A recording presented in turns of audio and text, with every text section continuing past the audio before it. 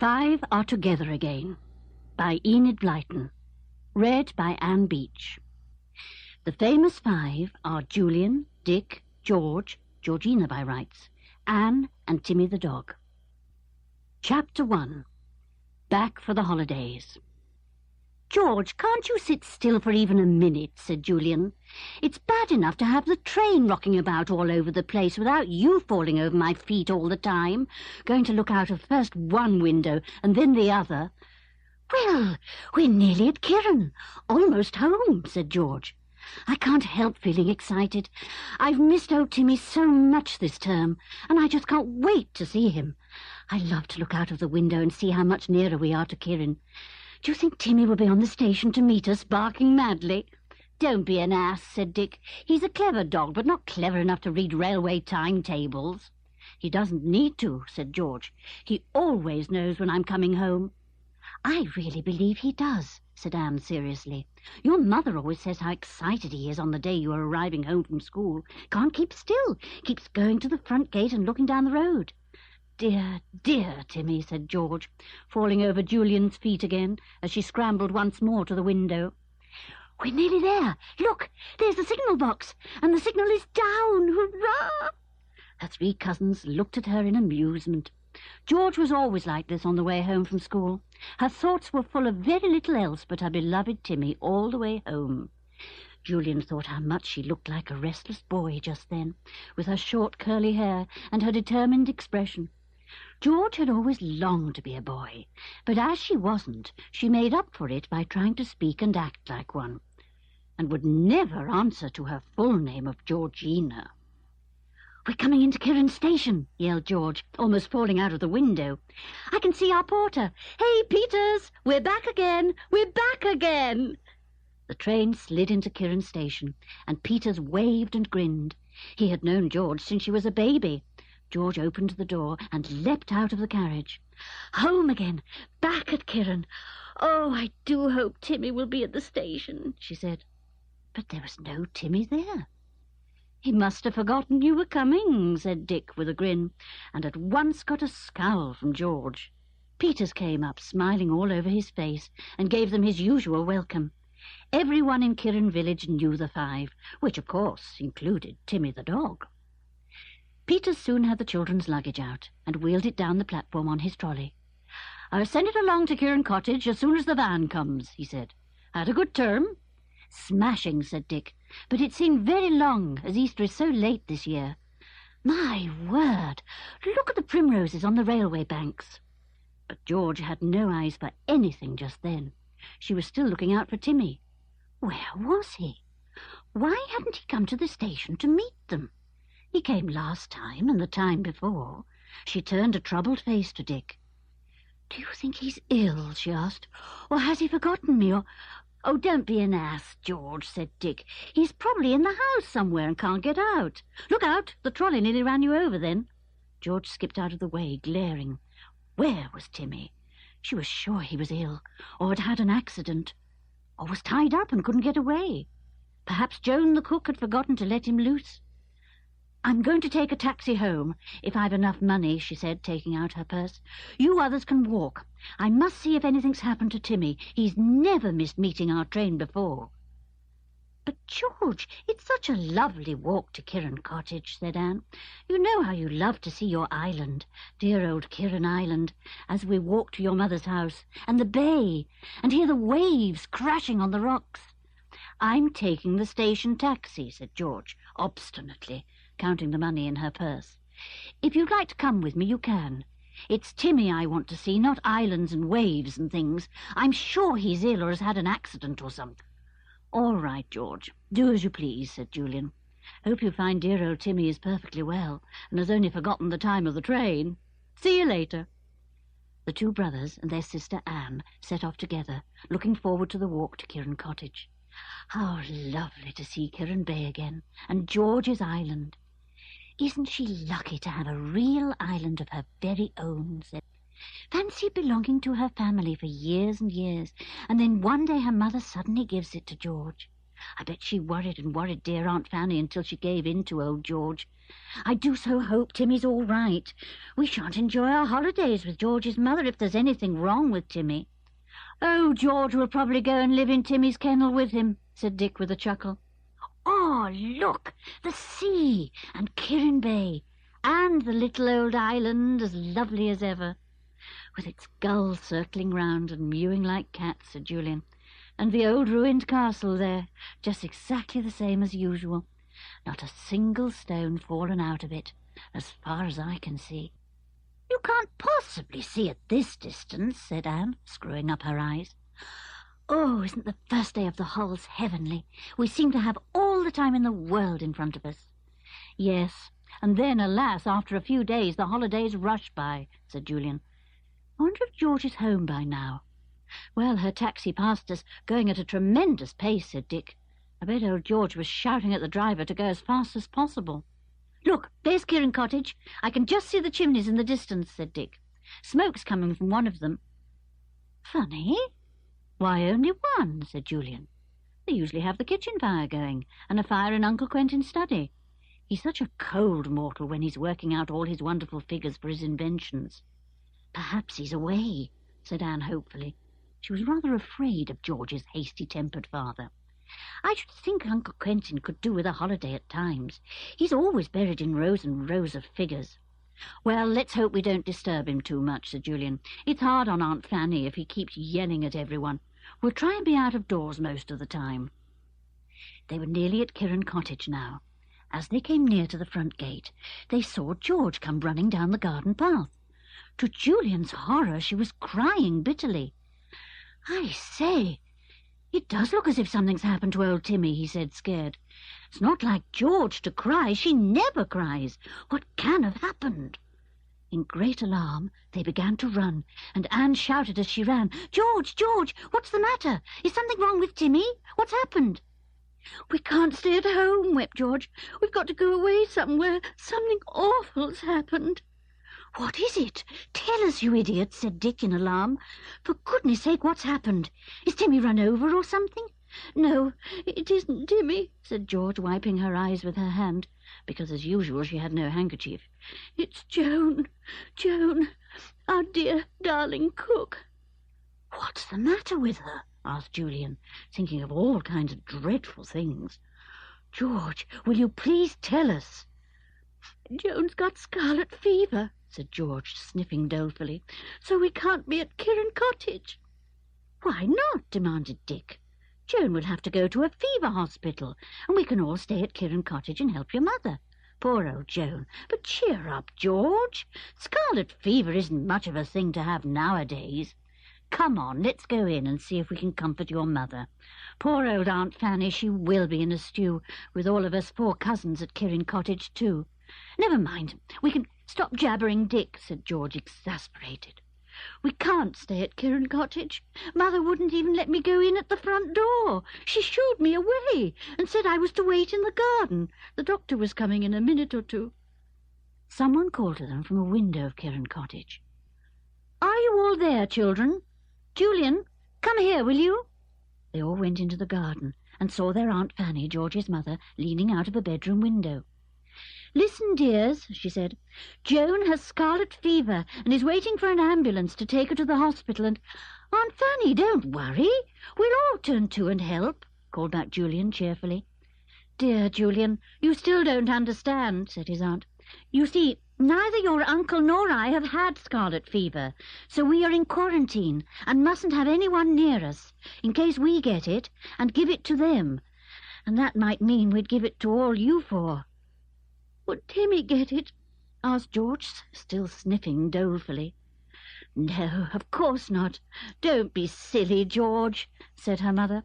"Did you ever hear of dogs getting measles or whooping cough or any of our illnesses? Timmy isn't in quarantine. You can get him out of his kennel as soon as you like."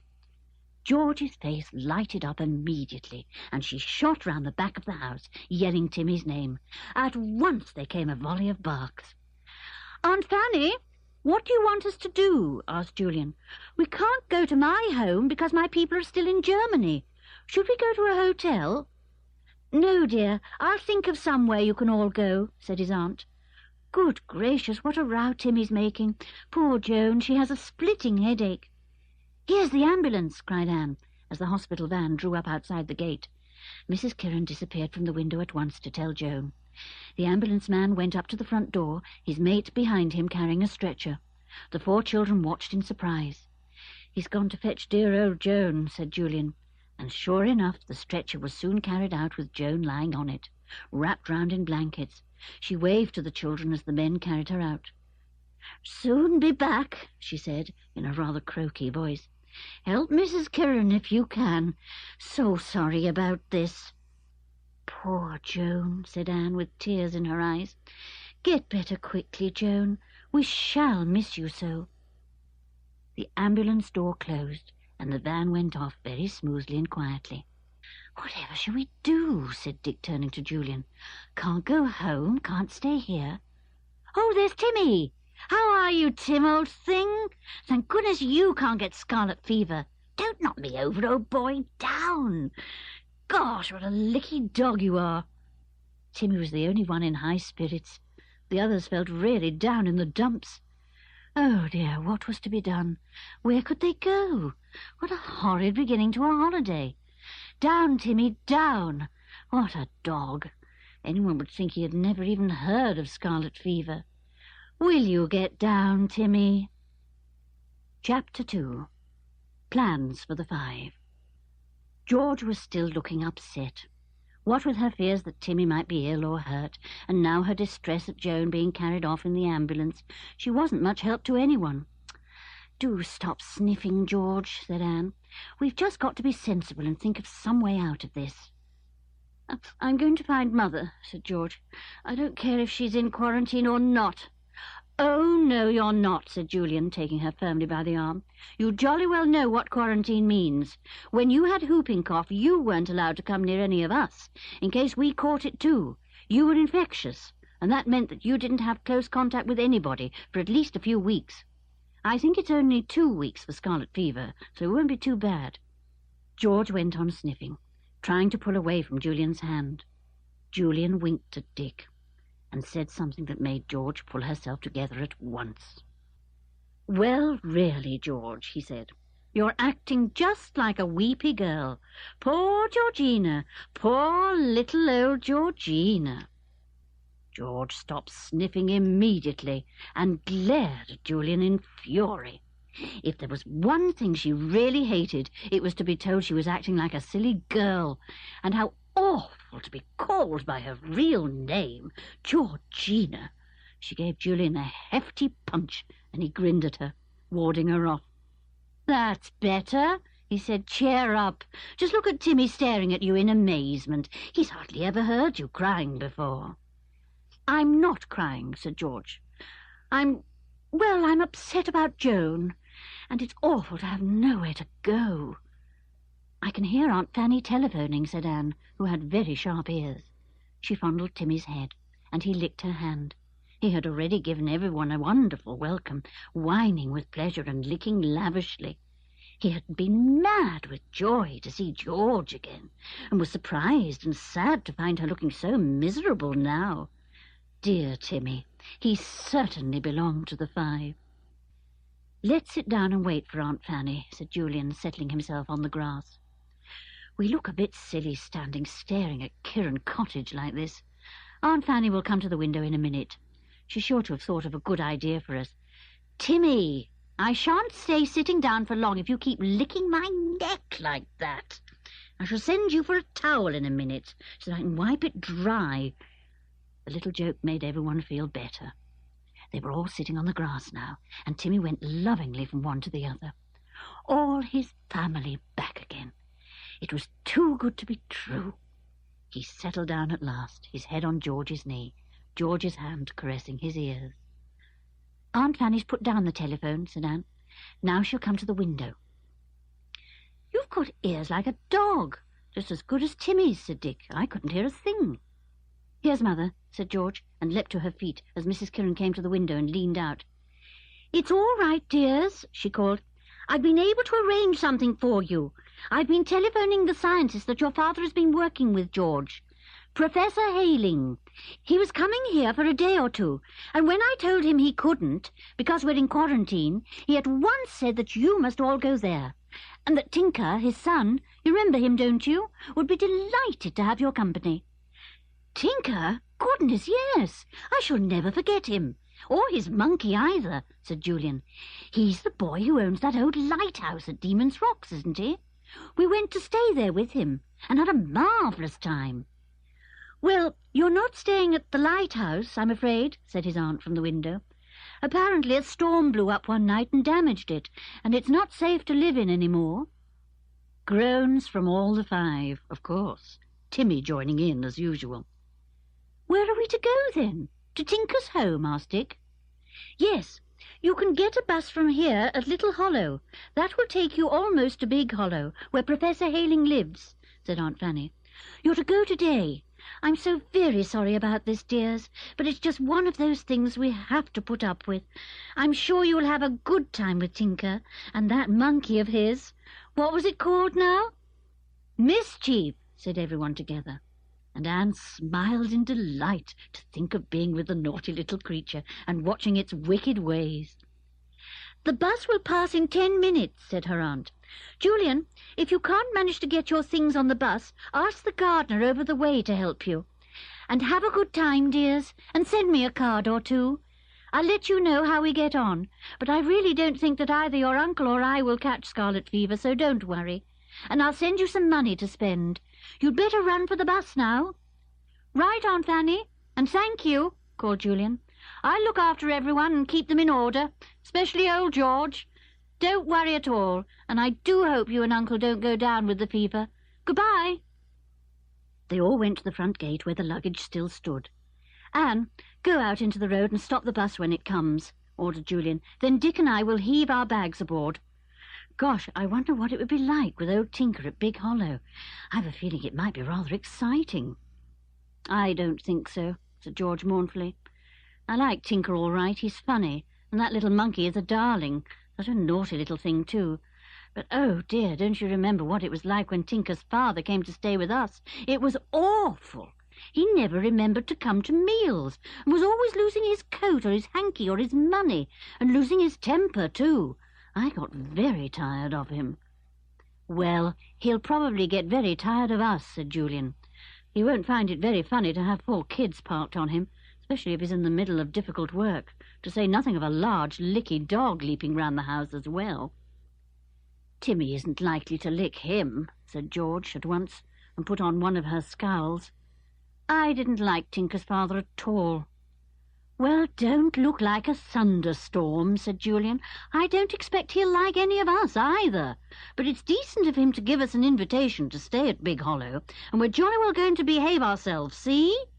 There's to be no back chat from you, George, even if he dares to disapprove of Timmy. He'd better not, said George.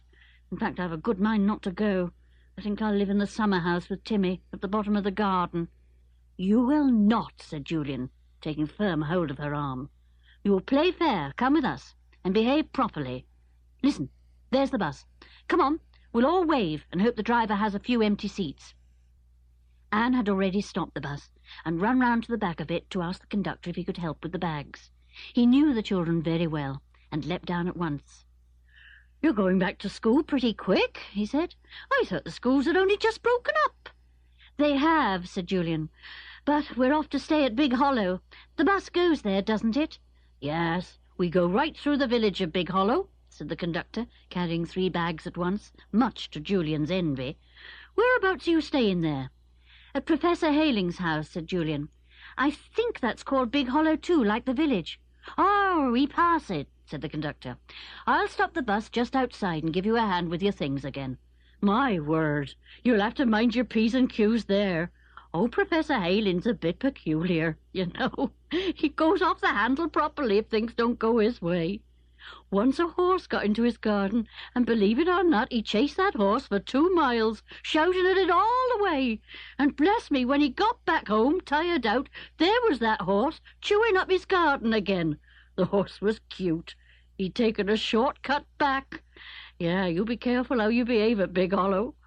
The old man might get cross and pop you into one of his queer machines and grind you up into little pieces." The 4 children laughed. "Oh, the old professor's all right," said Julian. "A bit forgetful, like most people who work with their brains all the time. My brain goes fairly slowly, but my Uncle Quentin's goes about 100 miles an hour, and I bet the professor's does too. We'll be all right." Away went the bus, bumping over the road from Kirrin to Little Hollow and on to Big Hollow. The 4 children gazed out of the windows as they passed alongside the shore, where the sea shone as blue as cornflowers, and once more saw Kirrin Island out in the big bay. "Wish we were going there," sighed George. "We'll have to take a picnic meal there sometime and enjoy ourselves. I'd like old Tinker to visit my island. He may have a lighthouse of his own, but having an island is much better." "I think I agree with you," said Julian. "Tinker's lighthouse is certainly lovely and all on its own, and the view from it is amazing. But there's something about Kirrin Island that I love. Islands are quite different from anything else." "Yes, they are," said Anne. "I'd like one too, a very little one, so that I could see all round it at one glance. And I'd like one little cave to sleep in, just big enough for me." "You'd soon be lonely, Anne," said Dick, giving his sister a friendly pat. "You love to have people round you. You like to be friendly." "So does Timmy," said Julian, as Timmy left his place by George's knee and went to sniff at a net bag held by an old man, who at once fondled the big dog and fumbled for a biscuit out of a paper bag. Timmy doesn't mind how many people there are around, so long as 1 or 2 of them has a biscuit or a bone to hand out. "Come to heel, Timmy," said George. "You're not to go round begging, telling people you're half-starved. I should think you eat more than any other dog in Kirrin. Who eats the cat's dinner whenever he can, I should like to know?" Timmy gave George a loving lick and settled down beside her, his head on her shoes. He got up politely every time someone entered or left the bus. The conductor was most impressed. "I wish all dogs were as good on my bus as yours," he told George. "You'd better get ready to jump out. Our next stop is supposed to be a little way beyond Big Hollow, but I'll ring my bell, and the driver will stop for a moment, and you can get out." "Thanks awfully," said Julian gratefully, and when the bus stopped with a jerk a minute later, all the 5 were ready to jump out. The bus went on and left them standing outside a large wooden gate. The drive from it led steeply downwards, and a large house could just be seen, hidden in a hollow by great trees. "Big Hollow," said Julian. "Well, here we are. What a queer place, sort of mysterious and brooding. Now to find old Tinker. I bet he'll be pleased to see us all, especially Timmy. Help me with the bags, Dick." Chapter 3. Big Hollow and Tinker and Mischief again. The 4 children and Timmy went through the big, heavy gate, which groaned loudly. Timmy was very startled to hear the mournful creak, and barked sharply. "Shh," said George.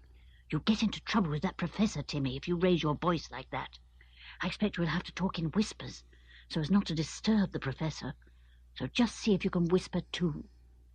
Timmy gave a small whine. He knew he couldn't whisper. He trotted at George's heel as they all went down the steep drive to the house. It was a queer house, built sideways to the drive, and had astonishingly few windows. "I expect Professor Hayling is afraid of people peering in at his work," said Anne. "It's very, very secret, isn't it?" "I know he uses miles and miles of figures," said Dick.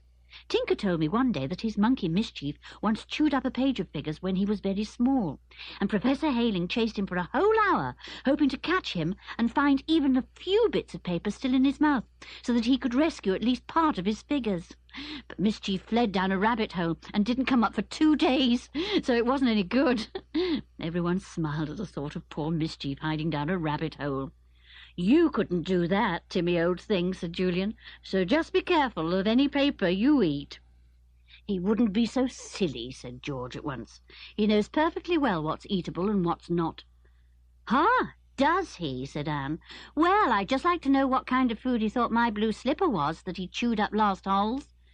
"Don't tell tales of him," said George. "He only chewed it because someone shut him in your bedroom, and he hadn't anything else to do." "Wah!" said Timmy, quite agreeing.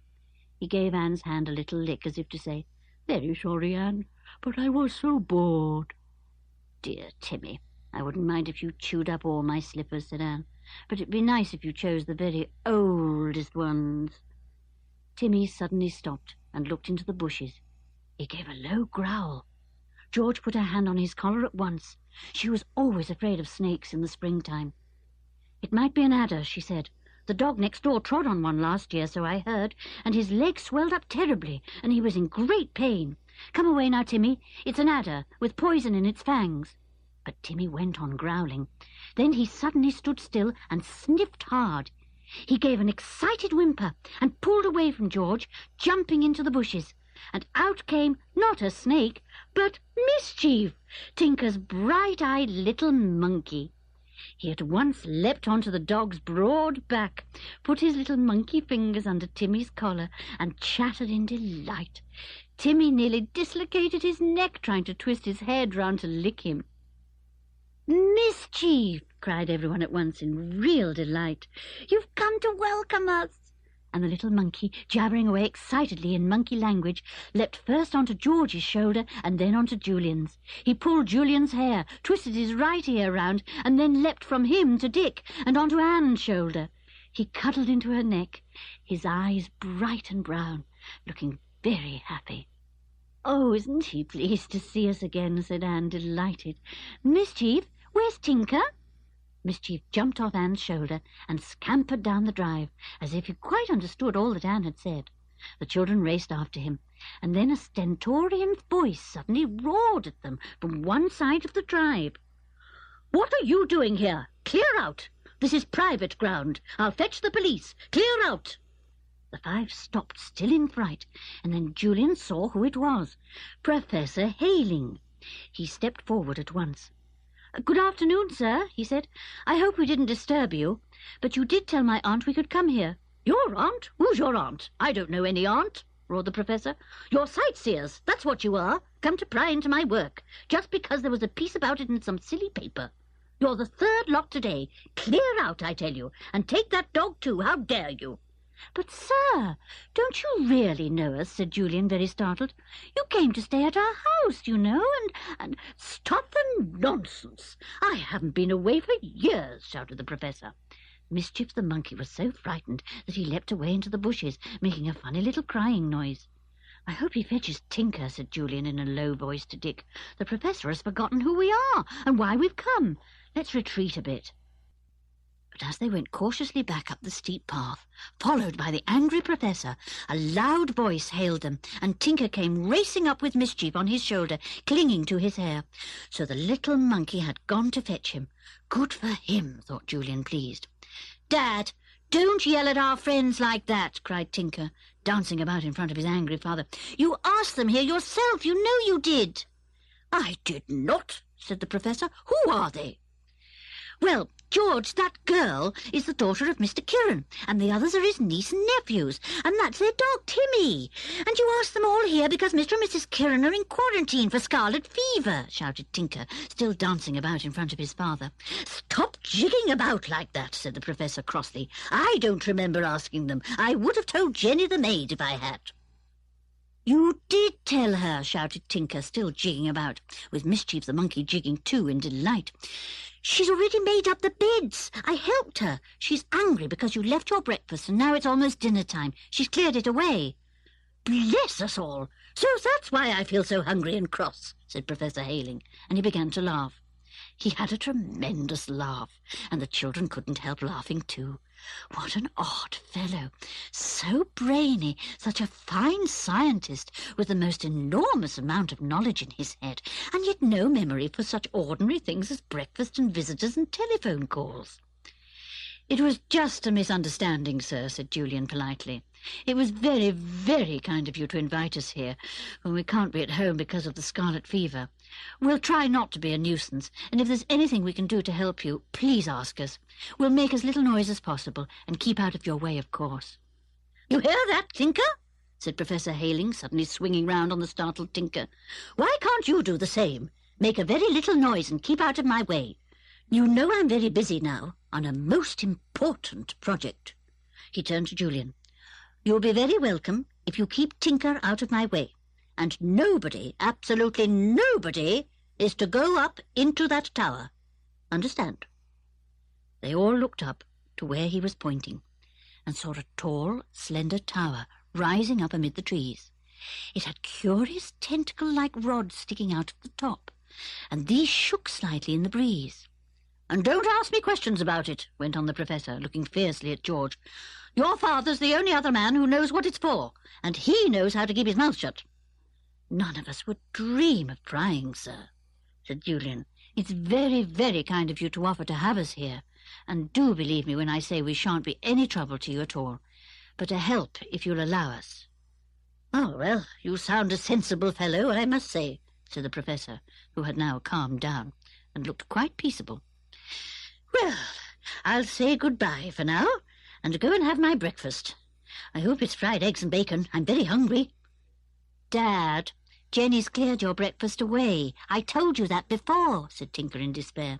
"It's almost dinner time now." "Oh, good, good," said the Professor. "I'll come at once." And he led the way indoors, followed by the 5 children, with Timmy and Mischief all looking rather worried. Really, nobody ever knew what the Professor was going to do or say next. Jenny certainly had a good dinner for them all. There was a large and delicious stew with carrots, onions, and peas swimming in the gravy, and plenty of potatoes. Everyone tucked in well, and Mischief, who loved the peas, took quite a few from Tinker's plate, his little paw creeping up and neatly snatching a pea from the gravy. The girls went out to help bring in the next course, which was a big steamed pudding with plenty of raisins in it. Mischief at once jigged up and down in delight, for he loved raisins. He leapt onto the table and received a sharp smack from the Professor, who unfortunately smacked the pudding dish at the same time, making the pudding jump in the air. "Good gracious, Dad, we nearly lost the pudding," cried Tinker. "And it's my favourite." "Oh, don't give us such small pieces. Mischief, get off the table. You are not to put your paw into the white sauce." So Mischief disappeared under the table, where he received quite a lot of raisins from various kindly hands, unseen by the Professor. Timmy felt rather left out. He was under the table too, having been rather scared by the Professor's angry voice. But as he didn't very much like raisins, he wasn't as lucky as Mischief. "Ah, I enjoyed that," said the Professor, having cleaned his plate thoroughly. "Nothing like a good breakfast." "It was midday dinner, Dad," said Tinker. "You don't have pudding at breakfast." "Dear me, of course, that was pudding," said his father, and laughed his great laugh. "Ha, ha, ha! Now you can all do exactly what you like, so long as you do not go into my study or my workroom or that tower. And don't meddle with anything. Mischief, get off the water jug, you'll upset it. Can't you teach that monkey some table manners, Tinker?" And with that he marched out of the room and disappeared into some mysterious passage that apparently led to his study or workroom. Everyone heaved a sigh of relief. "We'll clear away, and then I'll show you your rooms," said Tinker. "I do hope you won't be too dull here." "Dull, Tinker? You needn't worry. There is far too much excitement waiting for the 5, and you too. Just wait a bit and see." Chapter 4. Jenny has a very good idea. Tinker raced to the kitchen to fetch a tray or two. He made a most peculiar noise as he went, and for a moment Timmy looked extremely startled. "Goodness, don't say that Tinker still has that awful habit of pretending to be some kind of car," groaned Julian. "How on earth does his father put up with it? What's he think he is now? A motor bicycle by the sound of it." There was a sudden crash and a loud yell. The 5 raced down the kitchen passage to find out what had happened, Timmy at the front. "Accident!" bellowed Tinker, scrambling up from the floor. "I took the bend too quickly and my front wheel skidded, and I went bang into a wall. I bent my mudguard." "Tinker, do you mean to say you're still being fat-headed enough to pretend to be cars and bicycles and tractors and lorries?" demanded Julian. "You nearly drove us all mad driving about all over the house when you stayed with us. Have you got to be a machine of some sort?" "Yes," said Tinker, rubbing one of his arms. "It sort of comes over me, and away I go. Should have heard me being a lorry absolutely loaded with new cars for delivery yesterday. Dad really thought it was a great lorry, and he rushed out into the drive to send it away, but it was only me. I hooted too, like this." And the sound of a loud and deep hooter immediately filled the passage. Julian shoved Tinker into the kitchen and shut the door. "I should have thought that your father would have been driven completely mad by now," he said. "Now you just shut up. Can't you grow up a bit?" "No," said Tinker sullenly. "I don't want to grow up. I might be like my father and forget to eat my meals, and go out with one sock on and one off. And I'd hate to forget my meals. Just think how awful it would be. I'd always be hungry." Julian couldn't help laughing. "Pick up your tray and help to clear away," he said. "And if you simply can't help being a car sometimes, for goodness sake, go outside. It sounds frightful in the house. You're much too good at awful noises." "Oh, am I really good?" said Tinker, pleased. "I suppose you wouldn't like to hear me being one of those new planes that go over here sometimes, making a queer droning noise." "No, I would not," said Julian firmly. "Now will you please get that tray, Tinker, and tell Mischief to get off my right foot. He seems to think it's a chair." But Mischief clung to Julian's ankle and refused to move. All right," said Julian. "I shall just have to walk about all day with you riding on my foot." "If you stamp as you walk, he soon gets off," remarked Tinker. "Why didn't you tell me that just now?" asked Julian, and stamped a few steps round the room. Mischief leapt off his foot at once and sat on a table, making an angry noise. "He sits on Dad's foot for ages, even when he walks about," said Tinker. "But Dad doesn't even notice him there. He even sat on Dad's head once, and Dad thought he was wearing his hat indoors and tried to take it off. But it was only Mischief there." That made everyone laugh. "Now, come on," said Julian briskly. "We really must clear away the dinner things. We 3 boys will carry out the loaded trays, and you girls can wash up. And don't let Mischief think he can carry teapots or milk jugs." Jenny was very pleased with their help. She was short and fat, and waddled rather than walked, but managed to get here and there remarkably quickly. "I'll show your visitors their bedrooms after we've cleared," she said. "But you know, Tinker, those mattresses we sent to be remade haven't come back yet. I've told your father a dozen times to telephone about them, but I'm sure he hasn't remembered." "Oh, Jenny," said Tinker in dismay, "that means that the 2 beds for the visitors can't be slept in. Whatever are we to do?" "Well, your dad will have to ring up for new mattresses to be sent today," said Jenny. "Maybe they would send them out by van." Tinker immediately became a furniture van and rushed down the passage into the dining room and back again, Mischief following him in delight. He made a noise exactly like a slow-moving van, and the children couldn't help laughing. The Professor shot out of his study, his hands to his ears. "Tinker, come here." "No, thanks," said Tinker wearily. "Sorry, Father, I was a van bringing the mattresses you forgot to order for the beds for visitors." But the Professor didn't seem to hear. He advanced on Tinker, who fled upstairs with Mischief leaping after him. Professor Hayling turned on Jenny. "Can't you keep the children quiet? What do I pay you for?" "Cleaning, cooking and washing," she said briskly. "But I'm not a nurse for children, sir. That Tinker of yours could do with half a dozen nurses, and he'd still be a nuisance to you while he was in the house. Why don't you let him take his tent and camp out in the field with his friends? It's hot weather, and those new mattresses haven't come, and they'd all love it. I can cook for the children and take them out meals, or they could come and fetch them." The Professor looked as if he could give Jenny a big hug. The children waited eagerly to see what he would say. Camping out. That would be fun in this weather, and honestly, living in the same house as the Professor wasn't going to be much fun. Timmy gave a little whine as if to say, "Fine idea, let's go at once." "Good idea, Jenny, very good idea," said Professor Hayling. "But that monkey's to camp out too. Then perhaps he won't jump in at my workroom window and fiddle about with my models." He marched back to his study and slammed the door so hard that the whole house shook. Timmy was startled and gave a yelp. Mischief the monkey leapt up the stairs, howling in fright. Tinker began to dance round with joy, and very firmly Jenny took hold of him and propelled him into her big, clean kitchen. "Wait, Jenny, I've remembered something. We've only one tent, and that's mine, a small one. I'll have to ask Dad if I can get 2 big ones." And before anyone could stop him, he was banging at the Professor's door, then flung it open and shouted out his request. "We want 2 more tents, Dad. Can I buy them?" "For goodness sake, Tinker, clear out and leave me alone," shouted his father. "Buy 6 tents if you want them, but get out." "Oh, thanks, Dad," said Tinker, and was just slipping out of the door when his father yelled again. "But what on earth do you want tents for?" Tinker slammed the door and grinned at the others.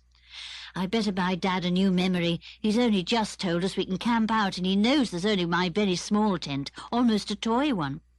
"I'm glad we shan't be in the house," said Anne. "I know what a nuisance it is to George's father to have us around playing about. We'll be better out of the way." "Camping out again," said George, very pleased. "Let's catch the bus home and get our own tents. I've got them all stored away in the garden shed. We can ask Jim the carrier to fetch them when we found them." "He's calling here today. I'll give him the message for you if you like," said Jenny. "The sooner you get the tents, the better. It was a kind thought of the master's to ask you all here, but I just knew it wouldn't work. You'll be all right out in the fields at the back of the house. He won't hear a thing, not even if you all yell together. So you get your tents and put them up, and I'll see what I can find in the way of ground sheets and rugs." "Don't bother, Jenny," said Julian. "We've got all those things. We've often camped out before." "I only hope there aren't any cows in the fields," said Anne. "Last time we camped, a cow put its head into my tent opening and mooed. I woke up with such a jump, and I was too scared to move." "I don't think there are any cows," said Jenny, laughing. "Now I must get on with the washing up, so will you bring out the dinner things, please? But don't let that monkey carry anything breakable, for goodness sake.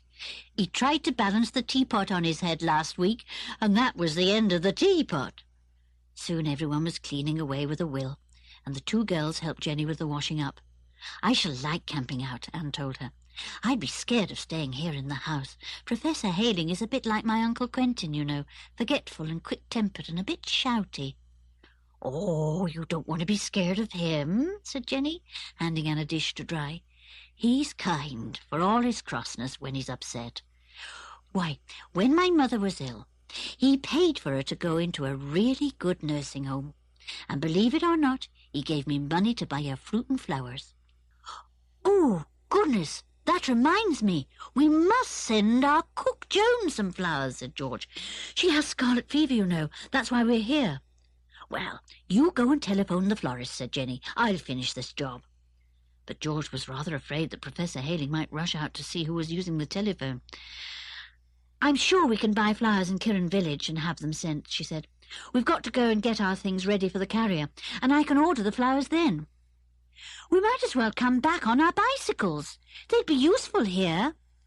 "Well, you'd better go now," said Jenny, "or you won't be back in time for tea, and then there'd be trouble." "I'll bring back Anne's bicycle," said Julian. "I can easily manage it beside mine as I ride back." "Look, George," said Dick, "you needn't come. I'll order the flowers and I can bring your bike back too, so you stay with Anne." Reluctantly, George agreed. Off went Julian and Dick, leaving Tinker and the girls to help Jenny. But Jenny soon sent Tinker off, afraid that he would drop things and break them. "You go and be a nice, quiet, purring Rolls-Royce at the bottom of the garden," she said. "And when you think you've done 30 miles or so, come back for petrol." "Lemonade, you mean," said Tinker with a grin. "All right. I haven't been a Rolls-Royce for a long time. Dad won't hear me right at the bottom of the garden." Off he went, and Jenny and the girls finished the washing up. Mischief was a nuisance and went off with the teaspoons. He leapt to the top of a high cupboard and dropped them there. Tinker suddenly put his head in at the window. "Come on out in the field.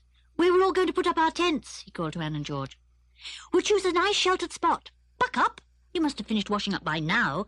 I'm tired of being a Rolls-Royce." "You go with him, Anne," said George. "I don't feel like it just now." So down the garden went the two children, and out through a gate at the bottom into a big field. "Good gracious," said Tinker, staring. "Look at all those caravans coming in at the gate the other end of the field. I'll soon send them off. It's our field." And away he marched to the gate in the distance. "Come back, Tinker," shouted Anne. "You'll get into trouble if you interfere. Come back." But Tinker marched on, his head held high. Ha! He'd soon tell the caravan folk it was his field. Chapter 5. The Travelling Circus. Anne watched anxiously as Tinker went on and on over the field. There were now 4 caravans trundling in at the far gate, and behind them, in the lane, were vans, enormous vans, all with enormously large words painted on them. Tapper's Travelling Circus. "Oh, I'll tell Mr. Tapper what I think of him coming into my field," said Tinker to himself. Mischief the monkey was on his shoulder, jogging up and down as Tinker marched along, muttering furiously. 4 or 5 children from the caravans looked at him curiously as he marched along. One small boy rushed up to him, shouting in delight to see the monkey. "A monkey! Look, a monkey!" he cried. "Much smaller than our chimp. What's he called, boy?" "Mind your own business," said Tinker. "Where's Mr. Tapper?" "Mr. Tapper? Oh, you mean our grandad," said the boy. "He's over there, look, beside that big van." "Better not talk to him now, boy. He's that busy." Tinker walked over to the van and addressed the man there. He was rather fierce-looking and had a long bushy beard, enormous eyebrows that hung down over his eyes, a rather small nose, and only one ear. He looked inquiringly down at Tinker and put out his hand to Mischief. "My monkey might bite you," said Tinker at once. "He doesn't like strangers." "I'm no stranger to any monkey," said the man in a deep-down voice. "There isn't a monkey in the world, nor a chimp either, that wouldn't come to me if I called it, nor a gorilla, see?" "Well, my monkey won't come to you," said Tinker angrily.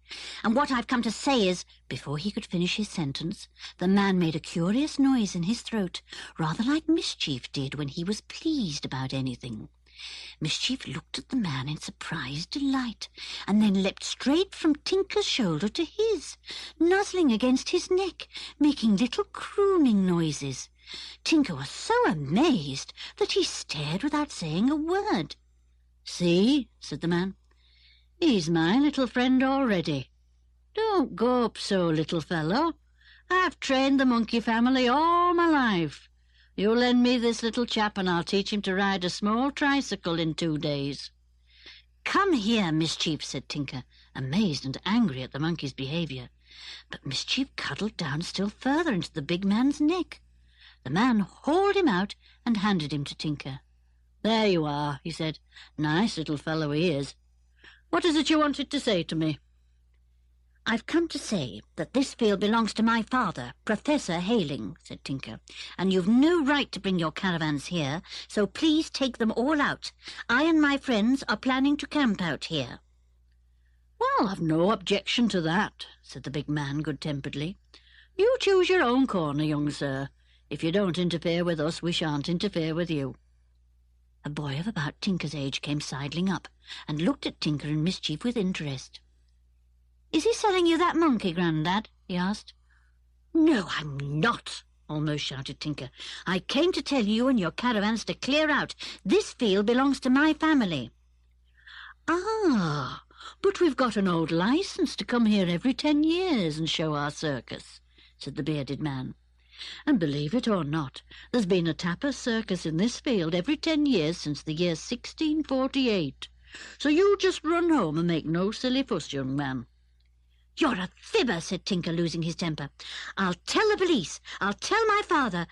Don't you talk to my old grandad like that," shouted the boy, standing beside the old man. "I'll hit you if you do." "I'll say what I like," shouted Tinker, his temper now quite lost, "and just you shut up."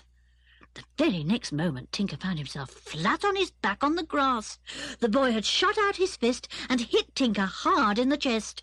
He struggled to his feet, red in the face, quite furious. The old man fended him away. "Don't you be silly now, boy," he said. "This youngster is a Tapper, like me, and he'll never give in. You go home and be sensible. We ain't going to take notice of a hot-headed little kid like you. Our circus is coming in this here field, just like it has for years and years." He turned and walked to the nearest caravan. It was drawn by horses, and he clicked to them. They strained forward, and the caravan followed. Others behind began to move too. The circus boy put his tongue out at Tinker. "Sucks to you," he said. "Nobody gets the better of my grandad, or of me either. Still, it was plucky of you to go for him. I enjoyed it." "Shut up," said Tinker, alarmed to find himself very near to tears. "You just wait till my dad tells the police. You'll all go out much quicker than you came in, and one of these days I'll knock you down." He turned and ran back to the gate. He wondered what to do. He had so often heard his father say that the field behind their house belonged to him, and that he had let this or that farmer have the grazing rights for his horses or cattle. How dare the travelling circus come into his father's field? "I'll tell Dad," he said to Anne, who was waiting at the gate.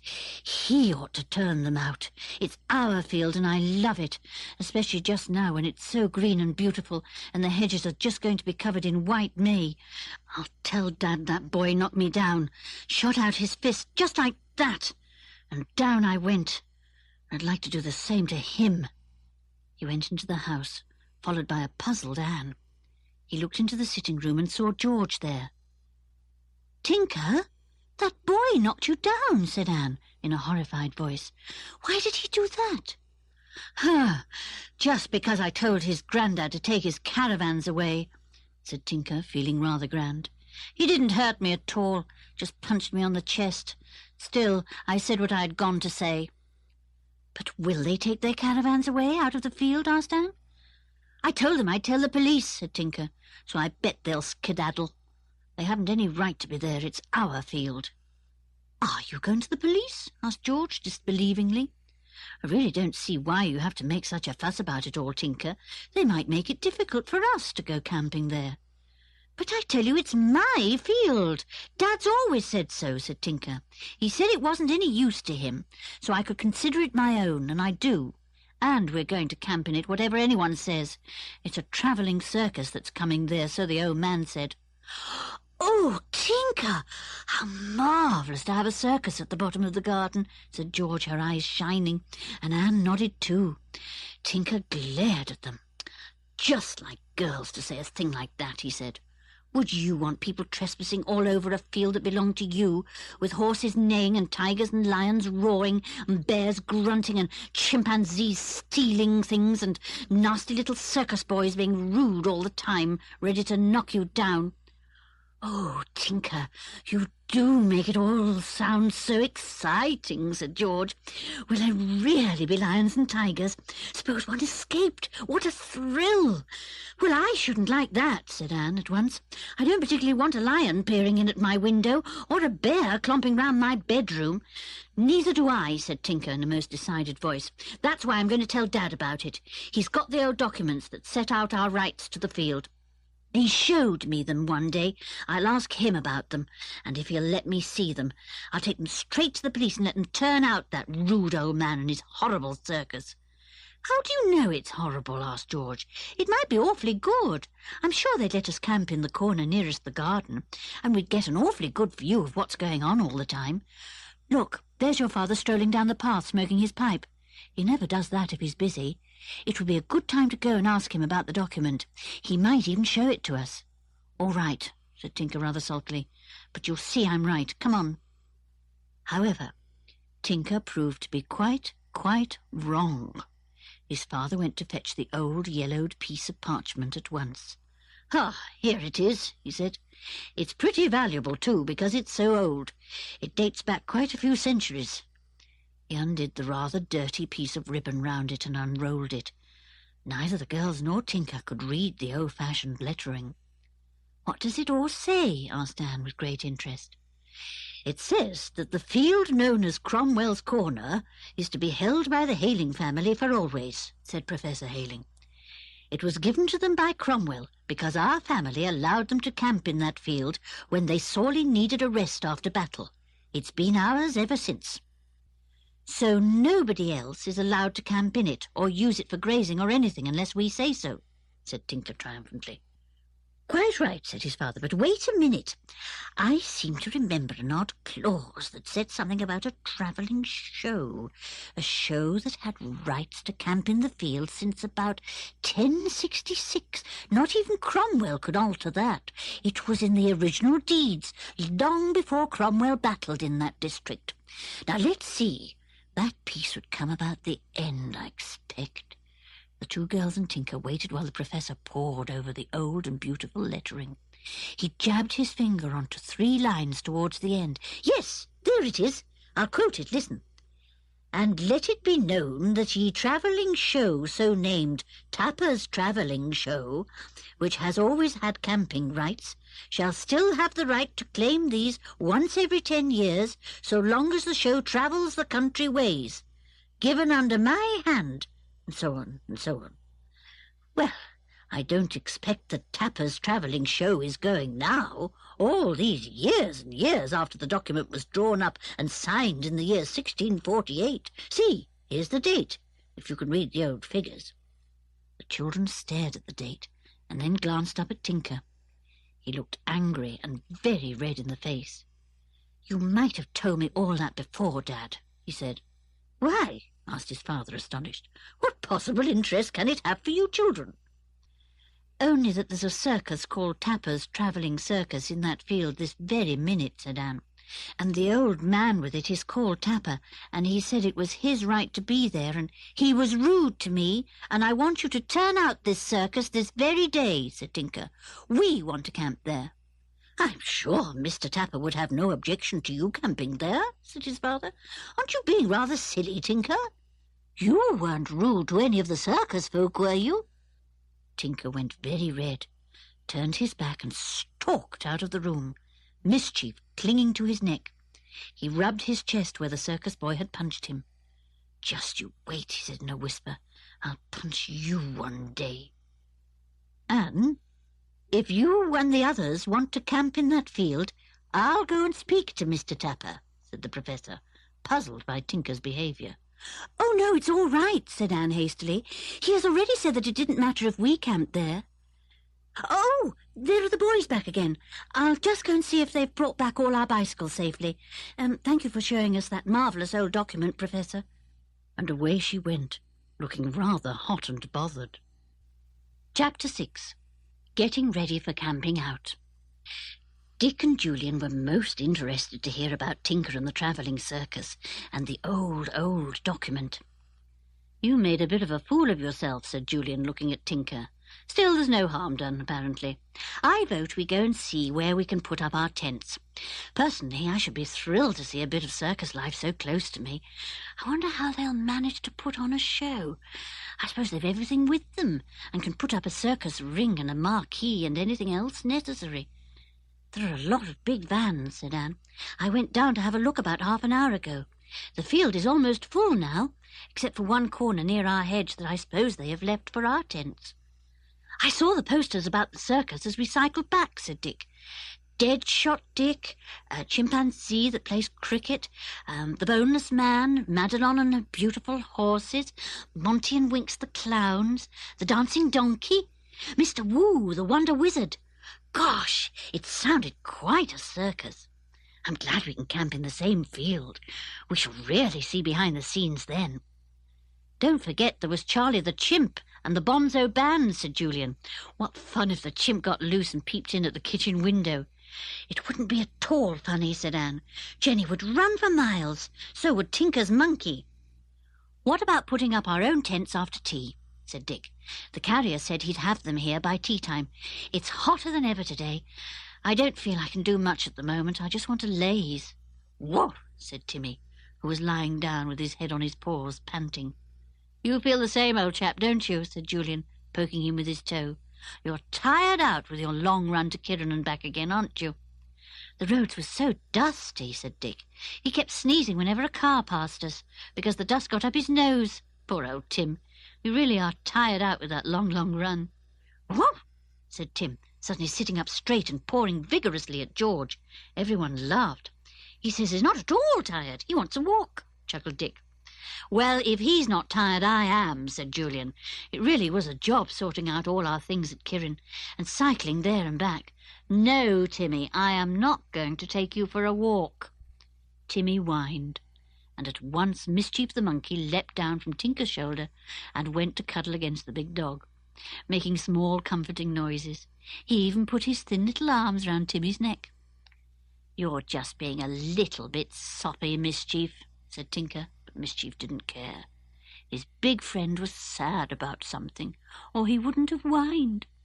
Timmy put out a big red tongue and licked the little creature delicately on his nose. Then he suddenly pricked up his ears and sat up straight. He had heard a noise from somewhere. So had all the others. "It's music of some kind," said Anne. "Oh, I believe I know what it is." "What?" said the others. "It must be Tapper's travelling circus band practising for opening night," said Anne. "Well, that's tomorrow," yawned George. "Yes, it does sound like a band. Maybe we shall see the bandsman after tea, when we put up our tents. I'd like to see the boneless man, wouldn't you?" "No," said Anne. "He'll be all limp and wriggly and horrid, like a worm or a jellyfish. I shan't go and see him. But I'd love to see the horses and the dancing donkey. Does he dance to the band, do you think?" "We'll find out when we go," said Dick, "as it opens tomorrow. If Mr. Tapper isn't annoyed about Tinker trying to turn them out, he might let us wander round." "I don't think I want to come," said Tinker. "Mr. Tapper was rude, and that boy knocked me flat." "Well, I expect I'd do the same if I thought you were being rude to my granddad," said Julian lazily. "Now, it's settled, is it, that we go down with our things to the field after tea, and see if we can put up our tents in some sheltered corner?" "Yes," said everyone. Dick idly tickled Mischief's nose with a thin blade of grass. The monkey sneezed at once and then again. He rubbed his little paw across his nose and stared disapprovingly at Dick. Then he sneezed once more. "Borrow a hanky, old thing," said Julian, and to everyone's intense amusement, Mischief leapt across to Dick and neatly pulled his handkerchief out of his pocket. Then he pretended to blow his nose. Everyone roared with laughter, and Mischief was delighted. "You'll be stolen to act in a circus one day if you behave like that," said Dick, snatching back his hanky. "The pickpocket monkey." "He'll be very good in a circus," said Julian. "I'd never let him join a circus," said Tinker at once. "He might have a dreadful life." "No, I don't think he would," said Julian. "Circus folk love their animals and are proud of them. And after all, if they treated them unkindly, the animals wouldn't be happy or healthy and couldn't enjoy their acts. Most circus people treat their animals like one of the family." "What? Even a chimpanzee?" said Anne in horror. "They're nice creatures and very clever," said Julian.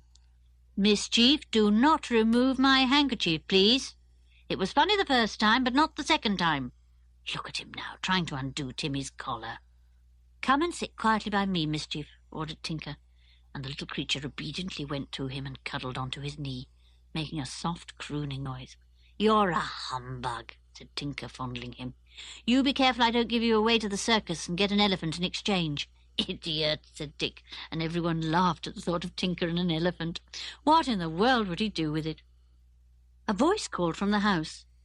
"Tinker, the carrier's come with all the camping things. He's put them in the hall, just where your father will fall over them. You'd better come and see to them now." "In a few minutes, Jenny," called back Tinker. "We're busy." "You're a real fibber, Tinker," said Dick. "We are not busy. You could easily go to find out where the things are and see if they're all there. There are quite a lot." "We'll go in 20 minutes or so," said Anne, yawning. "I bet Tinker's father is asleep this hot afternoon. He won't stir out of his study." But she was wrong.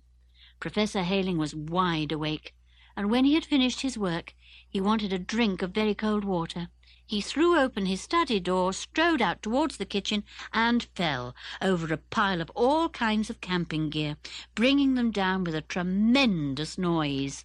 Jenny rushed out of the kitchen with loud screams of fright, and the professor bellowed in anger as he took a ground sheet off his head and a tent pole off his back. "What are these things? I will not have them in the hall. Jenny, Jenny, take them down to the bonfire and burn the lot." "Our camping things!" cried George, listening in horror. "Quick, we must get them. Oh, I do hope Tinker's father hasn't hurt himself." Blow, blow, blow. While Julian and Dick deftly removed everything that had fallen onto the angry professor and took them down the garden, Anne and George comforted him and made such a fuss of him that he began to feel decidedly less angry. He sat down in a chair and wiped his forehead. "I hope you've taken all those things down to the bottom of the garden?" he asked after a while. "Yes," said Tinker truthfully. "They're all by the bonfire, but it's not lighted yet."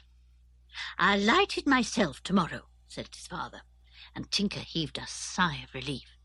His father would forget, of course, and anyhow, everything was going to be taken into the camping field after tea. "Have a cup of nice hot tea, sir," said Jenny, appearing with a tray of tea things. "Sit you down and drink this. It's newly made. Best thing to have after a fall and a shock." She turned and whispered crossly to Tinker. "Didn't I call to you and tell you the Professor would trip over those things, the poor man? Now you just get your own tea, while I take him into the dining room and comfort him with a nice hot scone and a cup of tea." "I'll get our tea," said Anne. "Then we'll set up the tents down in the field and enjoy ourselves. And Tinker, don't you get into any more trouble with the circus folk." "I'll see he doesn't," said George firmly. "Come on, let's go down to the field while Anne gets the tea. I could do with a bun or two." Between them, Dick and Julian had lugged all the things down the garden: 2 tents, ground sheets, blankets, tent pegs, and all the rest. Timmy ran with them in excitement, wondering what all the fuss was about. Mischief, of course, leapt to the top of whatever was being carried, and chattered excitedly all the way down the garden. He got into trouble when he ran off with a tent peg, but Timmy managed to catch him and make him drop it. Then, very solemnly, Timmy carried the tent peg to Julian. "Good dog," said Julian. "Just keep an eye on that wicked little monkey, Tim, will you? There are all sorts of things he might run off with." So Timmy kept an eye on Mischief, nosing him away whenever he thought the monkey was going to pick up something he shouldn't. Finally, Mischief became tired of Timmy's nose and leapt on his back, where, clinging to the dog's collar, he rode just as if he were on horseback. "Only it's dog-back, not horseback," said Anne with a laugh. "They would make quite a good pair for the circus," said Dick. "I bet Mischief could hold on to reins if Timmy had any." "Well, he's not going to have any," said George. "The next thing would be a whip. Phew, what a lot of things we've got. Is that the lot?" It was, thank goodness. A bell rang out from the house at that moment, and everyone heaved a sigh of relief. "Tea at last," said Dick. "I could drink a whole potful. Come on, we've finished piling up all the things. We'll get busy after tea with them. I can't do a thing more. Don't you agree, Timmy?" "Off," said Timmy, heartily, and galloped up the garden path at top speed, with Mischief scampering after him. "Talk about a circus," said Dick. "We've a ready-made one here." "All right, Anne, we're coming. Chapter 7. In the circus field. Nobody wanted to spend a long time over tea. They all longed to go down to the field and set up their little camp. "We shall have a wonderful look in at what goes on in a circus camp," said Dick. "We shall be living so near the circus folk. I do hope Mischief won't get too friendly with the people there. They might take him away with them when they leave." "Indeed they won't," said Tinker fiercely. "What a thing to say! As if Mischief would go with them anyhow. I don't expect he'll mix with the circus crowd at all." "You wait and see," grinned Dick. "Now, buck up with your tea. I'm longing to go and set our camp in the field and see what's going on there." It wasn't long before they were ready. They were soon down by the fence and gazed over it in amazement. Great vans were in the field, all with Mr. Tapper's name on, and all painted in gay colours. There were caravans too, much smaller than the great vans, and these had windows, each with neat lace curtains. The circus folk lived in the caravans, of course, and George found herself wishing that she herself could go about in one, instead of living in a house that couldn't move anywhere. "Look at the horses!" cried Dick, as a bunch of them appeared with tossing heads and beautiful, long, thick tails. The boy who had knocked Tinker down was with them, whistling. They were all coming from a big horse van, and were delighted to be in a field with lush green grass. "Is that field gate properly shut?" yelled an enormous voice, and the boy yelled back, "Yes, Grandad, I shut it. There's nowhere the horses can get out. My word, don't they like this grass?" Then he saw Julian and the others all looking over the fence, and waved to them. "See our horses? Aren't they a grand lot?" And just to show off a little, he leapt onto the back of the nearest one, and went all round the edge of the field with it. George watched him enviously. If only she could have a horse like that. "Well, let's take our camp things into the field," said Tinker. "The nearer we are to the circus, the better. We ought to have some fun." He climbed over the fence, and Dick followed. "I'll hand everything over," said Julian. "George can help me. She's as good as a boy any day." George grinned. She loved to hear anyone say that. It was quite a job getting some of the things over the fence, The tents, neatly wrapped though they were heavy, awkward things to handle. But at last everything was safely over, lying on the grass. Then Julian, Anne and George climbed over the fence too, and stood in the field, looking round for a good corner to set up their things. "What about near those bushes over there?" said Julian. "There's that big tree behind as well to protect us from the wind, and we aren't too near the circus folk.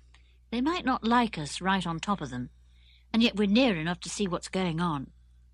"Oh, it's going to be fun," said Anne, her eyes shining. "I think I'd better go and find the old grandad, Mr. Tapper," said Julian, "just to tell him we're here, in case he thinks we're intruders and have no right to be here." "You haven't got to ask his permission for us to be in my field," said Tinker at once. "Now don't keep flying off the handle like that, Tinker," said Julian. "This is merely a question of good manners, something you don't seem to know much about. How do you know that the circus folk won't resent us camping so near them? Much better to show ourselves friendly from the start." All right," said Tinker sulkily. "But it is my field after all. You'd be telling me to be friends with that nasty little circus boy next." "Well, you'd better be, else he might knock you flat again," said George. "Anyway, be sensible, Tinker. It's not often people have a circus just at the bottom of their garden and can pop over the fence and mix with the circus folk." Julian walked over to the nearest caravan. It was empty, and no one answered his knock. "What do you want, mister?" called a high little voice, and a small girl with tangled, untidy hair came running up. "Where's Mr. Tapper?" asked Julian, smiling at the untidy, bright-eyed little thing. "This is one of the horses," said the small girl. "Who are you?" "We're your neighbours," said Julian. "Will you take us to Mr. Tapper?" "Oh, Grandad's this way," said the child, and slipped a dirty little hand into Julian's. "I'll show you. I like you, mister." She led the children to the middle of the camp. A mournful howl came from somewhere behind them, and George stopped suddenly. "That's Timmy. He must have found out that we've got out of the garden. I'll go back for him." "Better not," said Julian. "There might be ructions if he met the chimpanzee. A big chimp would make mincemeat of him." "It wouldn't," said George. But all the same, she didn't go back to fetch Timmy. Julian hoped that the dog wouldn't jump over the fence and come to find them. "There's old Grandad Tapper on them steps," said the little girl, smiling up at Julian, whose hand she still held. "I like you, mister. Your hand smells nice." "Well, that's because I wash it with soap and water 4 or 5 times a day," said Julian. "Yours would smell nice too if you did the same." The little girl sniffed at Julian's hand. Then she shouted loudly to the old fellow sitting on the steps of a nearby caravan. "Grandad, here's folks to see you." Grandad was looking at a beautiful chestnut-brown horse, tethered close to him. He had one of the horse's hooves in his hand. The children stood and gazed at him, black beard, frowning eyebrows, and, "Oh dear," thought Anne, "only one ear. Poor man. What could have happened to the missing one?" "Grandad," called the girl again. "Folks to see you." Mr. Tapper looked round, his eyes very bright under his black eyebrows. He set the horse's hoof down and gave the lovely creature a pat. "You don't need to limp any more, my beauty," he said. "I've taken out the stone that was in your hoof. You can dance again." The horse lifted up its magnificent head and neighed as if it were saying thank you. Tinker almost jumped out of his skin, and Mischief slipped from his shoulder and cuddled under his arm in terror.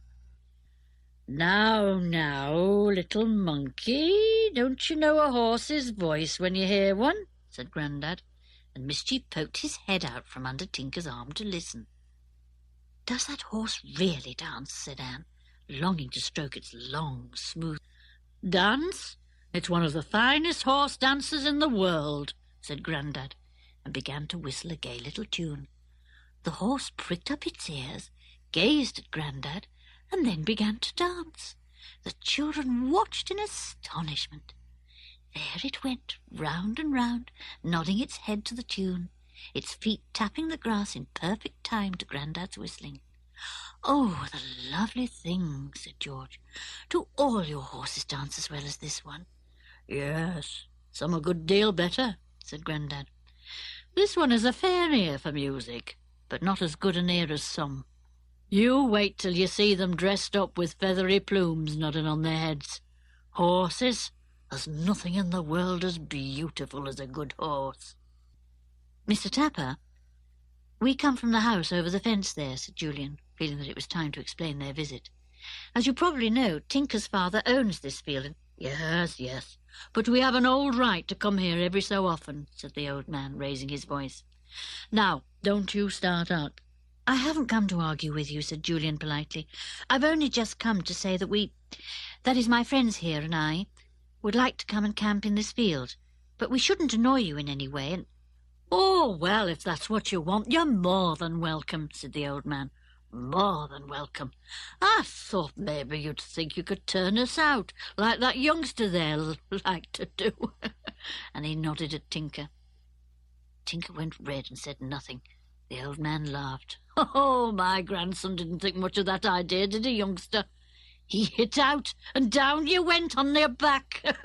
He's got a temper, he has, young Jeremy. But another time, maybe, he'll find himself on his back, eh? Yes, he will, said Tinker at once. Right. Well, you'll be even with one another, then, and you can shake hands like gentlemen, said the old man, his eyes twinkling. Now, what about you bringing your gear right into the field and setting up your tents? I'll get old Charlie the chimp to help you. He's as strong as 10 men. The chimpanzee? Is he tame enough to help us to put up our tents? Said Anne disbelievingly. Oh, Charlie's cleverer than all of you put together and as tame as you are, said Grandad. And he could beat you 3 boys at cricket any day. You bring your bat along one morning and watch him. I'll call him to help you. Charlie! Charlie, where are you? Snoozing, I suppose. But no Charlie came. You go and fetch him, said the old man, pointing to a corner of the field where stood a big, strong cage with a tarpaulin roof to keep out the rain. He'll do anything you want him to do, so long as you give him a word of praise now and again. Let's get him, Jew, said Dick eagerly. My word, fancy having a chimpanzee to help us. And off they all went to the great cage. Charlie! Charlie! Wake up, you're wanted! Charlie! Chapter 8. Charlie the Chimp is a Help. Tinker came to the big cage first. He peered inside. Charlie the Chimp was there all right, sitting at the back of his cage, his brown eyes looking at the children with curiosity. He got up and went over to where Tinker was peering in, and pressed his nose against the strong wire, almost against Tinker's. Then he blew hard, and Tinker backed away, surprised and cross. He blew at me, he said to the others, who were laughing at Tinker's disgust. The chimp made a funny noise that Mischief the monkey immediately tried to imitate. The chimpanzee stared at Mischief. Then he grew very excited. He rattled his cage, jumped up and down, and made some very queer noises indeed. A boy came running up at once. It was the boy who had knocked Tinker down. Hey, what are you doing to the chimp? He called. Oh, aren't you the boy who shouted at my grandad, the one I knocked down? Yes, and don't you dare try that on again, or you'll be sorry, said Tinker in a fierce voice. Shut up, Tinker, said Julian. He turned to the boy. Your name's Jeremy, isn't it? He said. Well, we've just been talking to your grandad over there, and he said we could get the chimpanzee to help us with our camping gear. It's all right for him to come out of his cage, isn't it? Oh, yes. I take him out 2 or 3 times a day, said Jeremy. He gets bored in his cage. He'd love to help put up your tents. He's always helping us circus folk with things like that. He's as strong as a lion. Is he safe? Asked Dick, eyeing the big animal doubtfully. Safe? What do you mean, safe? Asked Jeremy, surprised. He's as safe as I am. Charlie, come on out. Go on, you can undo your cage perfectly well, you know you can. The chimpanzee made a funny little chuckling noise, put his hand through the wire, reached the boat, pulled it, took his hand back, and pushed open the cage door. See? Easy, isn't it? Said Jeremy, grinning. Charlie boy, come along. Your help's wanted. Charlie lumbered out of his cage and went with the children to where they had left their tents and ground sheets and the rest. He walked with his fists on the ground in a most inelegant manner, making a funny little groaning noise all the time. Mischief was rather afraid of him, and kept well to the back, But the chimpanzee suddenly turned round, caught hold of Mischief, and sat him up on his shoulder. Mischief held on, not knowing whether to be scared or jubilant. "I wish I had my camera here," said Anne to George. "Just look at them. Mischief is as pleased as can be." They arrived at the pile of camping gear. "Carry this, Charlie, and follow us," ordered Jeremy. The chimp grabbed at this, that, and the other, and, with his great arms full, followed the children to where they thought they could camp, with the great hedge to shelter them from the wind.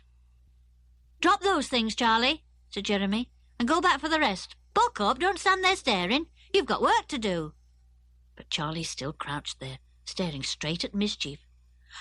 "Oh, he wants Mischief the monkey to go with him," cried George. "Go on, Mischief, have a ride again." Mischief leapt up onto the chimpanzee's shoulders. Charlie put up a great paw to steady him, and then lumbered off to fetch the rest of the things. One of the ground sheets came undone and slithered over his head like a tent, so that he couldn't see where he was going. In a rage he leapt on it and began to jump up and down, growling most terrifyingly. The children felt rather scared. "Charlie, don't be an ass," said Jeremy, and pulled it away from him, rolling it up swiftly. The chimpanzee could manage it then, and his good temper immediately came back again. Everything was soon piled up in one place, and Julian and Dick began to put up the tents. Charlie watched them with the greatest interest, and helped most intelligently when he saw that he could.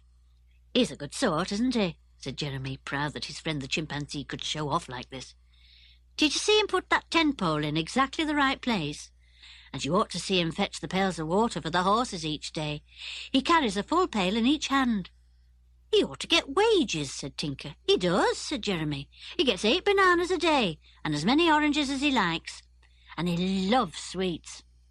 "Oh, I think I've got some," said Tinker, and delved into one of his pockets. He brought up a peculiar mixture of things, among which was a screwed-up sweet bag. Inside was a mess of half-melted boiled sweets. "You can't give him those," said Anne. "They're old and sticky and messy." But Charlie thought differently. He took the paper bag straight out of Tinker's hand, sniffed it, and then put the whole thing into his mouth at once. "He'll choke," said Julian. "Not Charlie," said Jeremy. "Let him be. He'll go straight back to his cage, get in, shoot the bolt, and sit there sucking sweets till they're gone. He'll be as happy as can be." "Well, he certainly deserved a reward," said George. "He did all the heavy work. Come on, let's finish putting everything straight. I say, won't it be fun sleeping out in tents tonight? We'd better have supper first."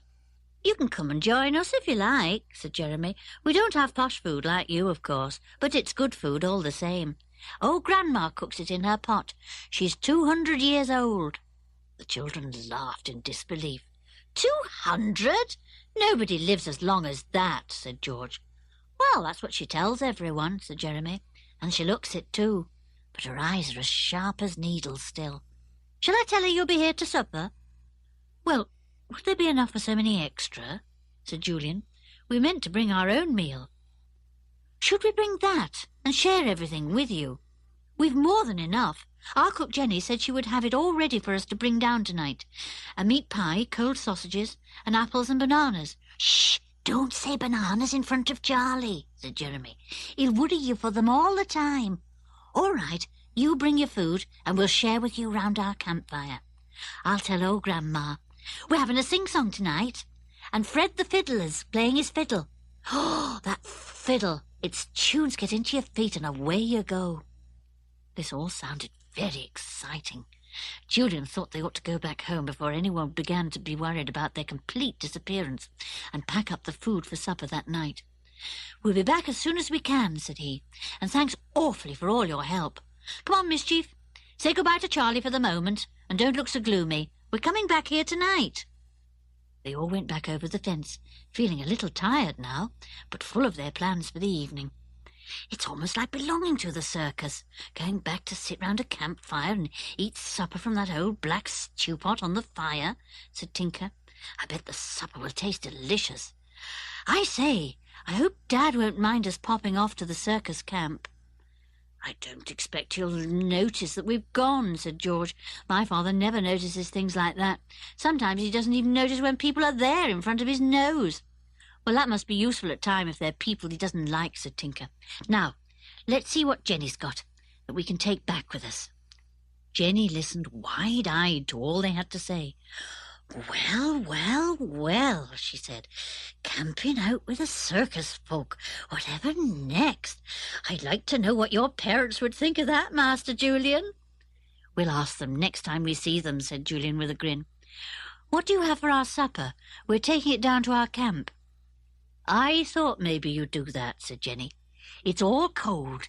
A meat pie, cold sausages, a cucumber and lettuce hearts and tomatoes, rolls and apples and bananas. Will that be enough? Gosh, yes, said Tinker, thrilled. What about something to drink? You can take lemonade or orangeade with you, whichever you please, said Jenny. But listen now, don't go bursting into your father's workroom. He's worked hard all day and he's tired. And cross, I expect, said Tinker. People are always cross when they're tired, except you, dear, dear Jenny. Ha! You want something else out of my cupboard, calling me your dear, dear Jenny, she said with a twinkle. Could we have some sugar lumps? Asked Tinker. Oh, Jenny, there are the loveliest horses you ever saw down in the circus field. I want to give them a sugar lump each. And yourself a few as well, said Jenny. All right, I'll pack up everything for you, and I'll give you a few enamel plates and mugs and knives. What about Timmy? Doesn't he want a meal too? Woof, said Timmy, glad that someone had remembered him. Jenny patted his big head. It's all ready in the larder for you, she said. George, you go and get it. He must be hungry. George fetched a plate of meat and biscuits from the larder, and Timmy fell on it with happy little barks. Yes, he was very, very hungry. At last, all the food was ready packed to take down the garden to the field. What a lot there seemed! Well, they would certainly have plenty to spare for their circus friends. They said good night to Jenny and set off down the garden again. They thought they had better not disturb Professor Hayling. He might be cross and forbid us to go and feed with the circus folk, said Tinker. Mischief, come off that basket, and don't pretend you weren't fishing in it for a banana. And please put on your best table manners tonight, or Charlie the chimp will be ashamed of you. It was fun going back down the garden and over the fence into the field again. The sun was sinking fast, and soon the shadows would fall. How lovely to sit round a fire and eat supper with the kindly circus folk, and perhaps to sing old songs with them, and hear Fred the fiddler fiddle his old tunes. What fun to creep into a tent and sleep with the cries of owls around and stars shining in at the tent opening. There they go, over the fence, handing the food one to another. Take your paw out of that basket, Mischief. That's right, Timmy. Nibble his ear if he's as mischievous as his name. You're all going to have some fun tonight. Chapter 9. A wonderful evening. As soon as Jeremy saw the visitors climbing over the fence, he ran to help them. He was very excited at the thought of having guests. He took them over to old Grandad first to be welcomed. Now, I expect your friends will like to see round a bit, said Grandad. Charlie the chimp can go with you. We've a rehearsal on tonight, so the ring has been set up. You can watch some of the show. This was grand news. The children saw that curved pieces of painted wood had been set together to make a great ring in the field, and as they went across the grass, the musical horses began to troop into the ring, the leading one ridden by Madelon, a lovely girl dressed in shimmering gold. How beautiful they are, thought Anne, as she watched. Look at their great feathery plumes nodding on their magnificent heads. The bonzo band struck up just then, and the horses at once trotted in perfect time to the music. The band looked a little peculiar, as the bandsmen had not put on their smart uniforms. They were saving those for the opening night. The horses trotted prettily out of the ring after 2 or 3 rounds, the beautiful Madeline on the leading horse.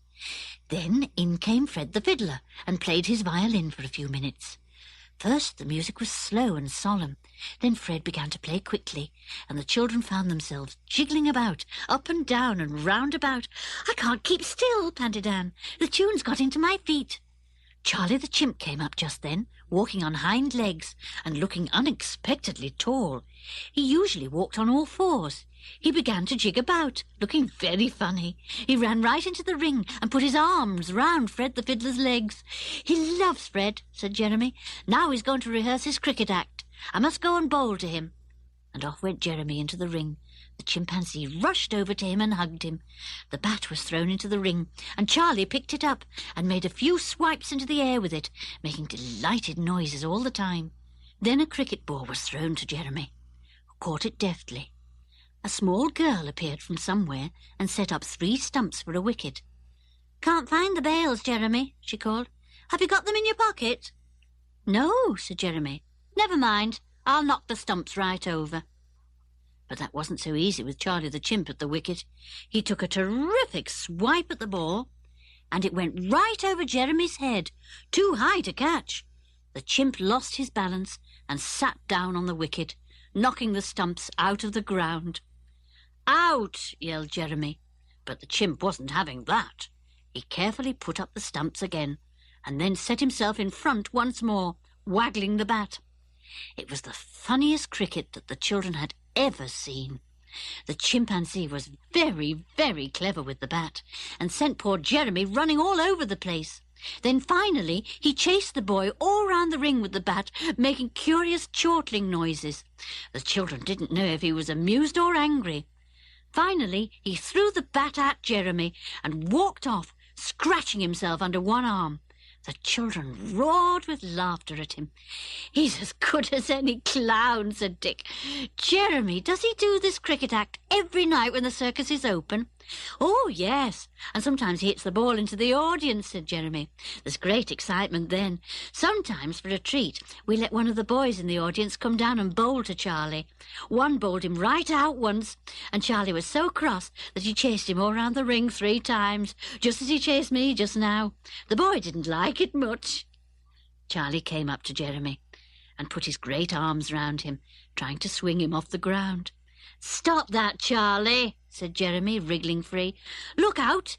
Here comes the dancing donkey. Better get out of the ring. Goodness knows what antics he'll be up to." In came the dancing donkey. He was dark grey and tossed his head as he came galloping in. He stood and looked round at everyone. Then he sat down, lifted up a leg and scratched his nose. The children stared in astonishment. They'd never in their lives seen a donkey do that before. Then, when the band suddenly began to play, the donkey stood up and listened, clapping his ears first one way and then another, and nodding his head in time to the music. The band changed its tune to a march. The donkey listened again, and then began to march around the ring in perfect time. Clip-clop, clip-clop, clip-clop. Then it apparently felt tired, and sat down heavily on its back legs. The children couldn't help laughing. The donkey got up, and somehow its back legs became entangled with its front ones, and it fell down, looking most ridiculous. "Has it hurt itself?" asked Anne anxiously. "Oh dear, it'll break one of its legs if it goes on like this. Look, it can't untangle them, Jeremy." The donkey gave a mournful bray, tried to get up, and flopped down again. The band changed its tune, and the donkey leapt up at once and began to do a kind of tap dance. Clickety-click, clickety-click, click-click. It was marvellous. "I shouldn't have thought that a donkey could possibly have been taught to tap dance," said George. Soon the donkey seemed to feel tired again. It stopped dancing, but the band still went on playing. The donkey ran towards it and stamped its foot. A weird voice suddenly came from it. "Too fast! Too fast!" But the band took no notice and went on playing. The donkey bent down, wriggled hard, and its head fell off onto the grass in the ring. Anne gave a shriek of fright. "Don't be an ass, Anne," said Dick. "You didn't think the donkey was a real one, did you?" "Isn't it?" said Anne, relieved. "It looks just like that donkey that used to give rides to children on Kirrin Beach." The donkey now split in half, and a small man climbed out of each half, taking their legs carefully out of the donkey's legs. The donkey's skin fell to the ground and lay there, flat and collapsed. "Wish I had a donkey's skin like that," said Tinker. "I've got a friend at school who could be the back legs, and I'd be the front legs. The things we do." "Well, I must say you'd make a first-class donkey the way you behave sometimes," said George.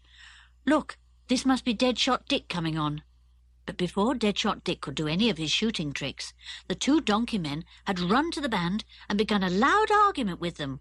"Why play so fast? You know we can't do our tricks at top speed. Are you trying to mess up our turn?" The band leader shouted something back. It must have been rude, because one of the donkey men shook his fist and began to run towards the band. A loud voice crashed in on the argument and made everyone jump. It was Mr. Tapper, old Grandad, giving his orders in an enormous voice. "Enough! You, Pat, and you, Jim, get out of the ring. I give the orders, not you. Enough, I say." The two donkey men glared at him, but did not dare to say a word more. They stalked out of the ring, taking the donkey skin with them. Deadshot Dick looked very ordinary, dressed in a rather untidy flannel suit. "He's not going to go all through his act," said Jeremy. "You'll see him another night when the show's on for the public. He shoots at all kinds of things, even a sixpenny bit dangling on a long string from the roof, and never misses. He's got a smashing rig out too, sequins sewn all over his trousers and jersey. And his little horse is a wonder. He goes round and round the ring and never turns a hair when Deadshot Dick fires his gun. Look, there he is, peeping in to see if Dick's coming back to him." A small white horse was looking anxiously at the ring, its eyes fixed on Deadshot Dick. It pawed the ground as if to say, "Buck up, I'm waiting for you. Am I to come on or not?" "All right, Dick, you can go off now," shouted Grandad. "I hear your horse has hurt a foot. Give him a good rest tonight. We'll want him on tomorrow." "Right, sir," said Deadshot Dick. He saluted smartly and ran off to his little horse. "What's next, Jeremy?" asked George, who was enjoying everything very much. "Don't know. Let's see. There's the acrobats, but the trapeze swings aren't put up yet, so they won't come on tonight. And there's the boneless man. Look, there he is. Good old Boney, I like him. He's free with his money, he is, not like some of the other folk." The boneless man looked very peculiar. He was remarkably thin and remarkably tall. He walked in looking quite extraordinary. "He can't be boneless," said Dick. "He couldn't walk if he was." But the boneless man soon began to seem absolutely boneless. His legs gave way at the knees, and his ankles turned over so that he sank down to the ground, unable to walk. He could bend his arms all kinds of different ways, and turned his head almost completely round on his neck. He did a few peculiar things with his apparently boneless body, and finally wriggled along the ground exactly like a snake. "He'll be dressed in a sort of snake skin when he does his act properly," said Jeremy. "Queer, isn't he?" "How on earth does he do it?" wondered Julian, amazed. "He bends his arms and legs all the wrong ways. Mine would break if I did that." "Oh, it's easy for him," said Jeremy. "It's just that he's completely double-jointed. He can bend his arms both ways and his legs both ways, and make them seem so loose that it looks as if he really is boneless. He's a nice chap. You'd like him." Anne felt a bit doubtful. What queer people made up a circus. It was a world of its own. She jumped suddenly as there came the sound of a trumpet blowing loudly.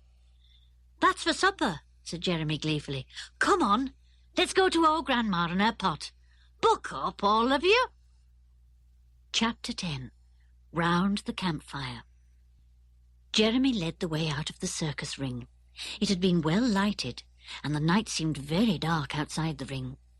They went over the field to where a large fire was burning, cleverly set about with stones. An enormous cooking pot was hung over it, and a very, very nice smell came to their noses as they went near. Old Grandma was there, of course, and she began stirring the pot when she saw them. "You've been a long time in the ring," she grumbled to Grandad. "Anything gone wrong?" "No," said Grandad, and sniffed the air. "I'm hungry. That smells good. Jeremy, help your Grandma." "Yes, Grandad," said Jeremy, and took a pile of plates to the old lady, who at once began ladling out pieces of meat and potatoes and vegetables from the steaming pot. Old Grandad turned to Julian. "Well, did you like our little rehearsal?" he asked. "Oh, yes," said Julian. "I'm only sorry you didn't rehearse all the turns. I badly wanted to see the acrobats and clowns. Are they here? I can't see them." "Oh, yes. There's one clown over there, look, with Madeline, who had the horses," said Grandad. The children looked and were very disappointed. "Is he a clown?" said Dick disbelievingly. "He doesn't look a bit funny. He looks miserable." "That's Monty, all right," said Grandad. "He always looks like that out of the ring. He'll make you double up with laughter when the circus is on. He's a born clown. But a lot of clowns are like Monty when they're not performing.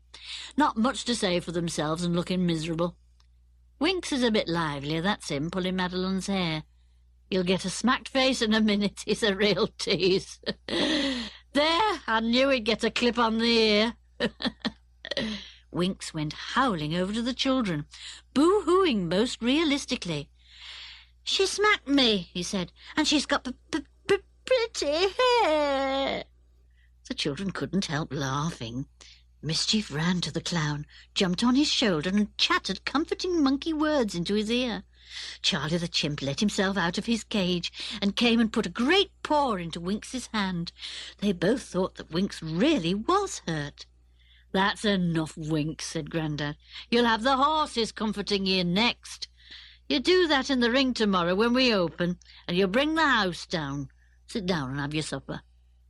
"Mr. Tapper," said Julian, "there's one member of your circus we didn't see at the rehearsal, and that's Mr. Wu, the Wonder Magician. Why wasn't he there?"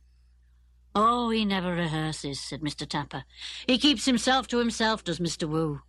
He may come and join us for supper, and he may not. As we're opening the circus tomorrow night, maybe he'll turn up tonight. I'm a bit scared of him, to tell you the truth." "But he's not a real wizard, is he?" asked Tinker. "Well, when I talk to Mr. Wu, I feel as if he is," said Mr. Tapper. "There isn't a thing he doesn't know about figures. There isn't a thing he can't do with them. Ask him to multiply any number by any other number, running into dozens of figures, and he'll tell you in a second. He shouldn't be in a circus. He should be an inventor of some sort, an inventor whose invention needs pages and pages of figures. He'd be happy then." "He sounds a bit like my father," said Tinker. "He's an inventor, you know. And sometimes when I creep into his study, I see papers full of millions of tiny figures and plans and diagrams with tiny figures all over them, too." "Very interesting," said Grandad. "Your father and Mr. Wu ought to meet. They probably talk figures all day long. My word, what's that you're handing round, young lady?" "Some of the food we bought," said Anne. "Have a sausage or two, Mr. Tapper, and a roll and a tomato." "Well, thanks," said Mr. Tapper, pleased. "Very kind of you. Nice to have met you all. You might be able to teach Jeremy a few manners." "Grandad, here's Mr. Wu," said Jeremy suddenly, and got up. Everyone turned round. So this was Mr. Wu, the Wonder Magician. Well, he certainly looked the part. He stood there with a half-smile on his face, tall, commanding and handsome. His hair was thick and black as soot. His eyes gleamed in the firelight, half hidden by great eyebrows, and he wore a thin, pointed beard. He had a curiously deep voice and spoke like a foreigner. "So, we have visitors this night," and showed a row of gleaming white teeth in a quick smile. "May I join you?" "Oh, do, Mr. Wu," said Anne, delighted to have the chance of talking to a Wonder Magician. "We've bought plenty of food. Do you like a cold sausage and tomato and a roll?" "Most delicious," said the magician, and sat down cross-legged to join the group. "We were disappointed not to see you at the rehearsal," said Dick.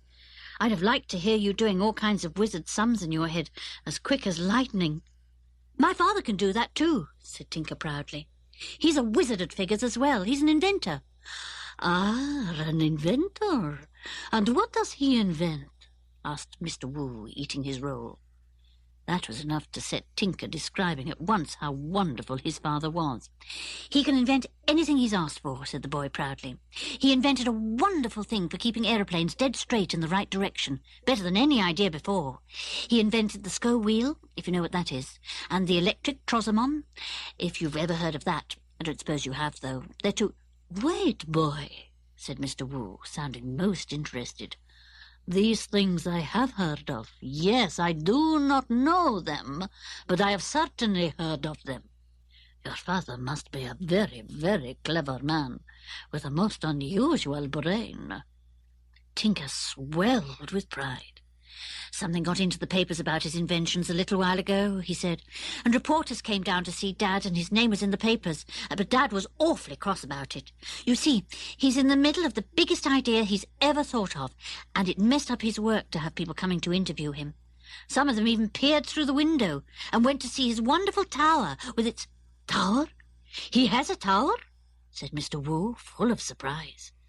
Before Tinker could answer, he received a hard poke from Julian's finger. He turned crossly to see Julian frowning fiercely at him.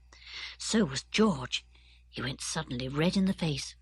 Of course, he had been told never to talk about his father's work. It was secret work, very secret. He pretended to choke over a piece of meat, hoping that Julian would take the chance of changing the subject, and Julian did, of course. "Mr. Wu, could you do a bit of magic reckoning with figures?" he asked. "I've heard that you can give the answers to any sum as quick as lightning." "That is true," said Mr. Wu. "There is nothing that I cannot do with figures. Ask me anything you like, and I will give you the answer at once." "Well, Mr. Wu, answer this then," cried Tinker. "Multiply 63,342 by 80,953. Ha! You can't do that in a hurry." "The answer is in figures.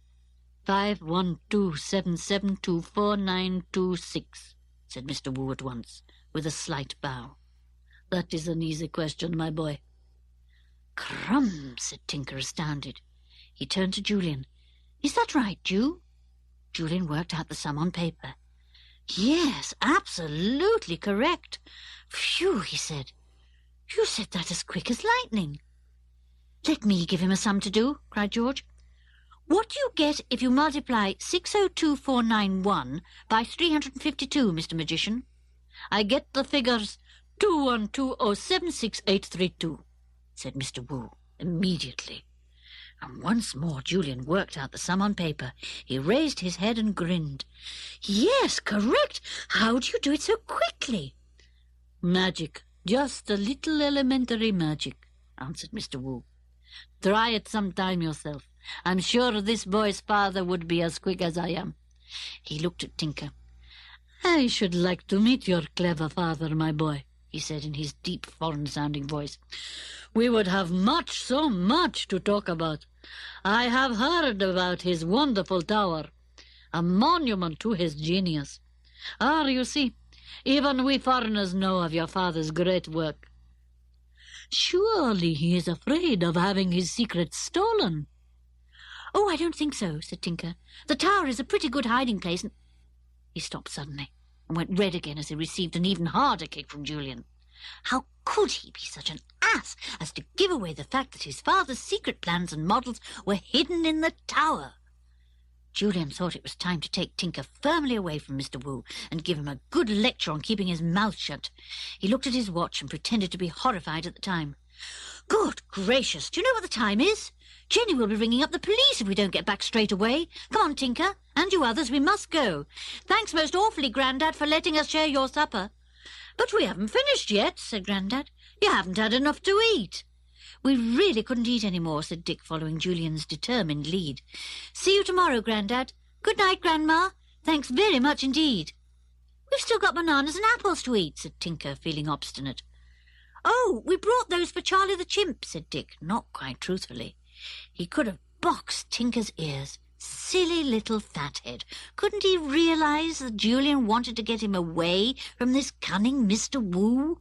Wait till he got Tinker by himself. Tinker found himself hustled on all sides and felt a bit scared. Julian sounded rather fierce, he thought.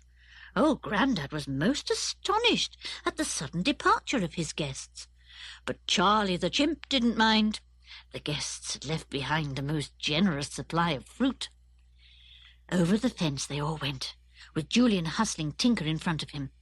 Once over the fence and out of Mr. Woo's hearing, Julian and George rounded on the boy angrily. "Are you mad, Tinker?" demanded Julian.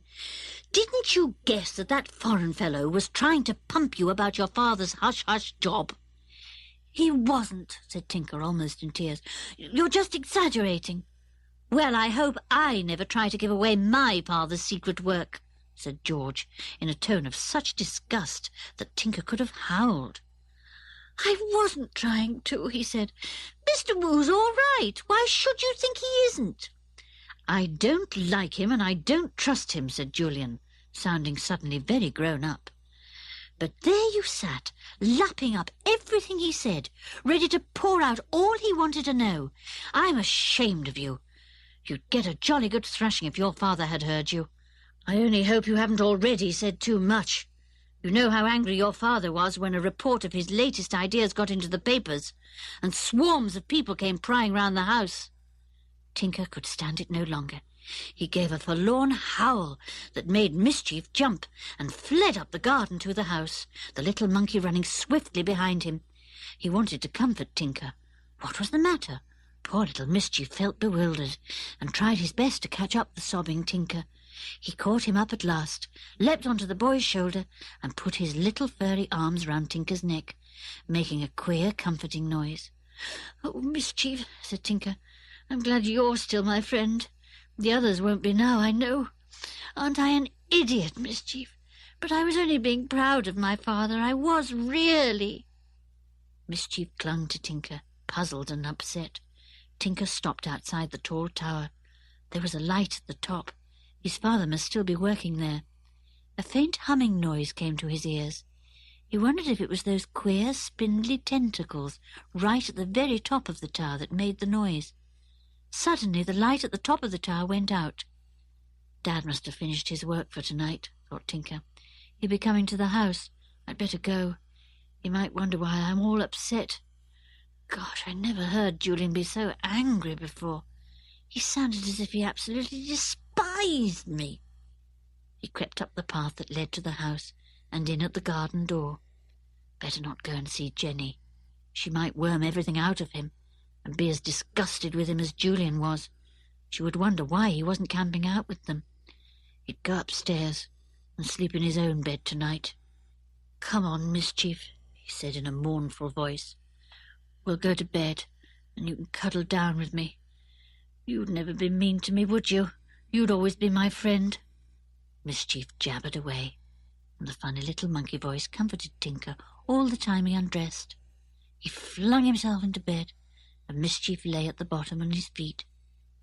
"I shall never be able to get to sleep tonight," said Tinker, still miserable. "Never." But he fell asleep at once, which was a great pity, really. He might have shared in quite a bit of excitement if he hadn't slept so soundly. Poor Tinker. Chapter 11. In the dark of the night. Julian and the others made no attempt to follow Tinker. "Let him go, the little ass," said Julian. "Come into one of the tents and have a low powwow before we get undressed and go to sleep." "I'm sorry poor old Tinker isn't going to camp out with us. Our first night in the field," said Anne. "I don't think he meant to give anything away." "That's no excuse, Anne," said George. "He can be an awful little fathead at times, and he's got to learn not to be. Let's go to our tent. I feel quite tired. Come along, Timmy." She yawned, and Dick yawned too. Then Julian found himself yawning. "Awfully catching, this yawning business," he said. "Well, it's turned out to be a lovely night as regards weather, warm and dry, and there's a nice little half moon to look at. Good night, girls. Sleep tight. And don't scream if a spider wakes you, because I warn you, I am not going to get up to deal with a harmless spider." "You wait till one runs all over your face," said Anne, and starts making a web from your nose to your chin and catches flies in it. "Don't, Anne," said George. "I'm not a bit scared of spiders, but that's a horrible idea of yours. Timmy, please watch out for spiders and give me warning of them." Everyone laughed. "Well, good night, girls," said Dick. "Pity about young Tinker. Still, he's got to learn a few things, and keeping his mouth shut is one of them." They were all quite tired, and it wasn't long before everyone's torch was out, and peace and quiet descended on the little camp. Much further up the field, the circus was also peaceful and quiet, though there were still lights here and there in the tents. Someone belonging to the circus band was strumming a banjo, but not loudly, and the sound was pleasant to hear. Strum, strum, strum, strum, strum. A few clouds blew up and slid across the room. One by one the lights went out in the circus tents. The wind blew softly through the trees, and an owl hooted. Anne was still awake. She lay listening to the wind and to the owls, to-hoo, to-wit, and then too fell asleep. Nobody heard someone stirring in the circus camp. Nobody saw a shadowy figure creep out when the moon was safely behind a cloud. It was late, very late, and the two camps were lost in dreams. Timmy was fast asleep too, but in his sleep he heard a faint sound, and at once he was awake. He didn't move except for his ears, which switched themselves up to listen. He gave a little growl, but not enough to wake George, so long as the person who was moving about in the circus camp did not come too near George's tent or the boys' tent. Timmy did not mean to bark. He heard a tiny grunt and recognized it at once. Charlie the chimp. Well, that was all right. Timmy fell asleep again. Tinker, too, was fast asleep in his bed up at the house, Mischief at his feet. He had thought he would be too miserable to sleep, but found himself half dreaming in no time. He didn't hear a small noise outside, a very small noise indeed, a little scrape, as if someone's foot had caught against a stone.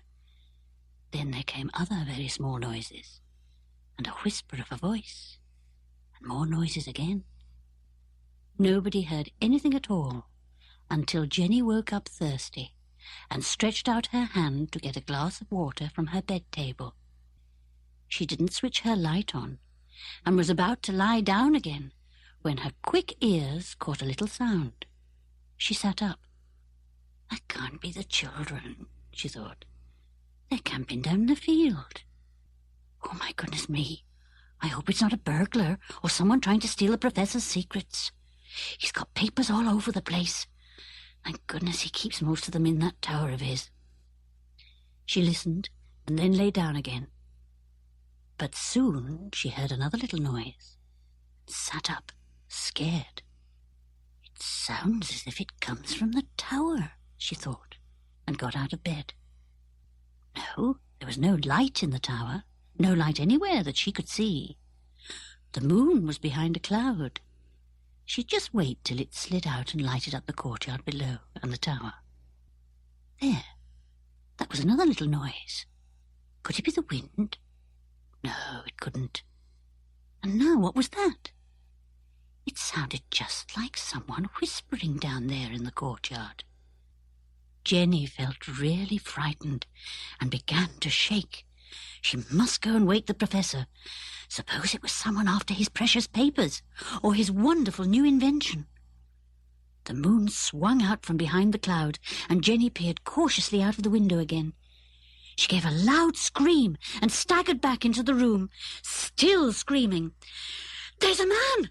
Help! Help! He's climbing up the wall of the tower! Professor! Professor Hayling!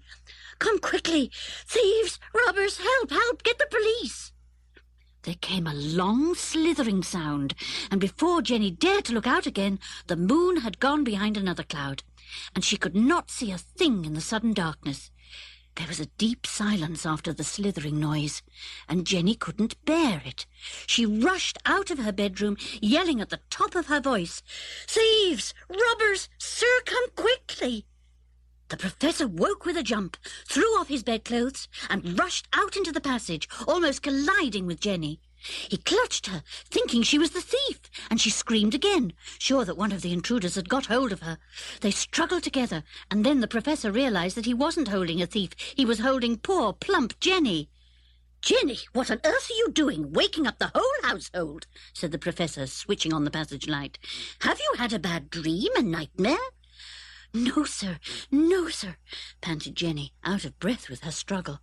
"Sir, there's robbers about. I saw one climbing up the tower wall, and there must have been others below. I heard 'em whispering, sir. Oh, I'm that scared. What shall we do? Can you telephone for the police, sir?" "Well," said the Professor doubtfully, "are you quite sure, Jenny, that you didn't have a nightmare? I mean, if there really are robbers, I'll certainly telephone, but it's rather a long way for the police to come out here and—" "Oh, sir, then won't you just take a torch and look round the place?" begged Jenny. "You know there's your precious papers in that tower, sir, and isn't there a new invention of yours? Oh, yes, I know I'm not supposed to know anything about it, sir, but I do dust your rooms thoroughly, you know, and I see quite a lot, though I keep my mouth shut, and—" Yes, Jenny, I know," said poor Professor Hayling, trying to stop Jenny's stream of talk.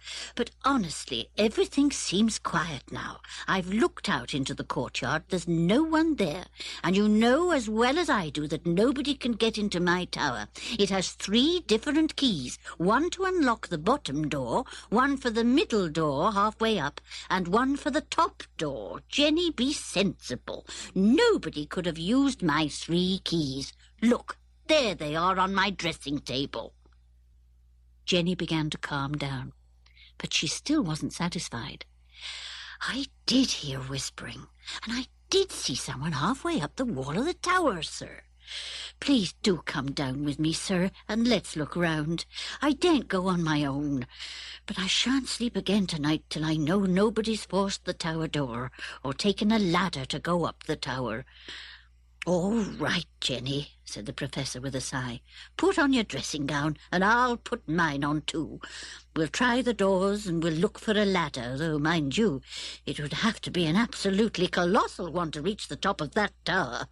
Nobody could possibly bring one that size and length into our small courtyard. All right, we'll go." And so, a few minutes later, Jenny and the Professor were down in the courtyard. There was no sign of any ladder at all, no sign of anyone climbing up the wall, and the downstairs tower door was safely locked. "You unlock the door, sir, and go up to the top room and see if that door's locked too," begged Jenny. "I think you're being rather silly now, Jenny," said the Professor impatiently. "Here, take the keys yourself. This one's locked, of course, and if the middle door is still locked, you'll know nobody could have got into my top room. Hurry, Jenny." So Jenny, still trembling, slid a key into the bottom lock, opened the door, and began to climb the spiral stair that led upwards. Halfway was another door, also safely locked. She unlocked this too. She began to feel rather silly. Nobody could have gone through locked doors. And there now, the top one was well and truly locked also. She gave a sigh of relief and ran down the spiral stairway, locking the middle door and then the bottom one. She gave the keys to the Professor, who by now was feeling rather chilly.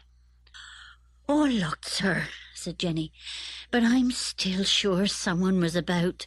I could have sworn I saw someone up that tower wall and heard somebody else whispering below." "I expect you were so scared that you imagined things, Jenny," said the Professor, yawning. "I think you'll agree with me that the wall is far too steep for anyone to climb, and I'm pretty certain I'd have heard it if a ladder had been dragged about the courtyard." "Well, I'm sure I'm very sorry, sir," said poor Jenny. "It's a good thing we didn't wake Tinker, though I'm surprised Mischief didn't hear something and come running down the stairs." "But Mischief is surely with Tinker, camping out in the field," said the Professor in surprise. "No, Tinker and Mischief are back, sir. I found 'em asleep in bed, but not the others," said Jenny. "Maybe Tinker has quarrelled with them. Funny that Mischief didn't come running out to see what was up.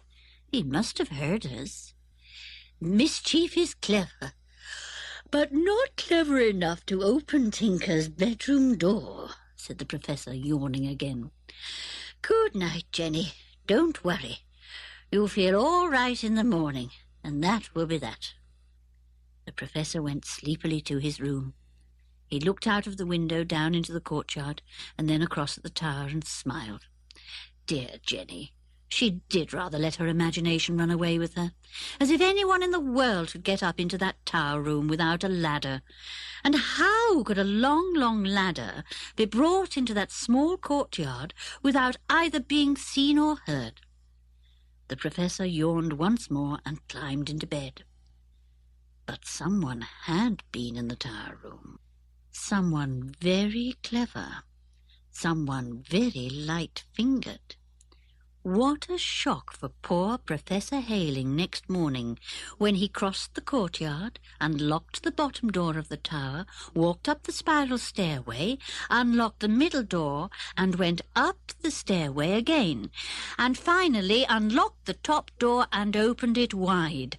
He stood and stared in horror. The place was upside down. All his papers were scattered everywhere. He crouched down at once to see if any were missing. Yes, quite a lot, but they seemed to have been taken quite haphazardly. A few pages from this notebook, a few pages from that, some letters he had written and left on his desk to post, and, good gracious, the ink was spilt all over the place, and the little clock was gone from the mantelpiece.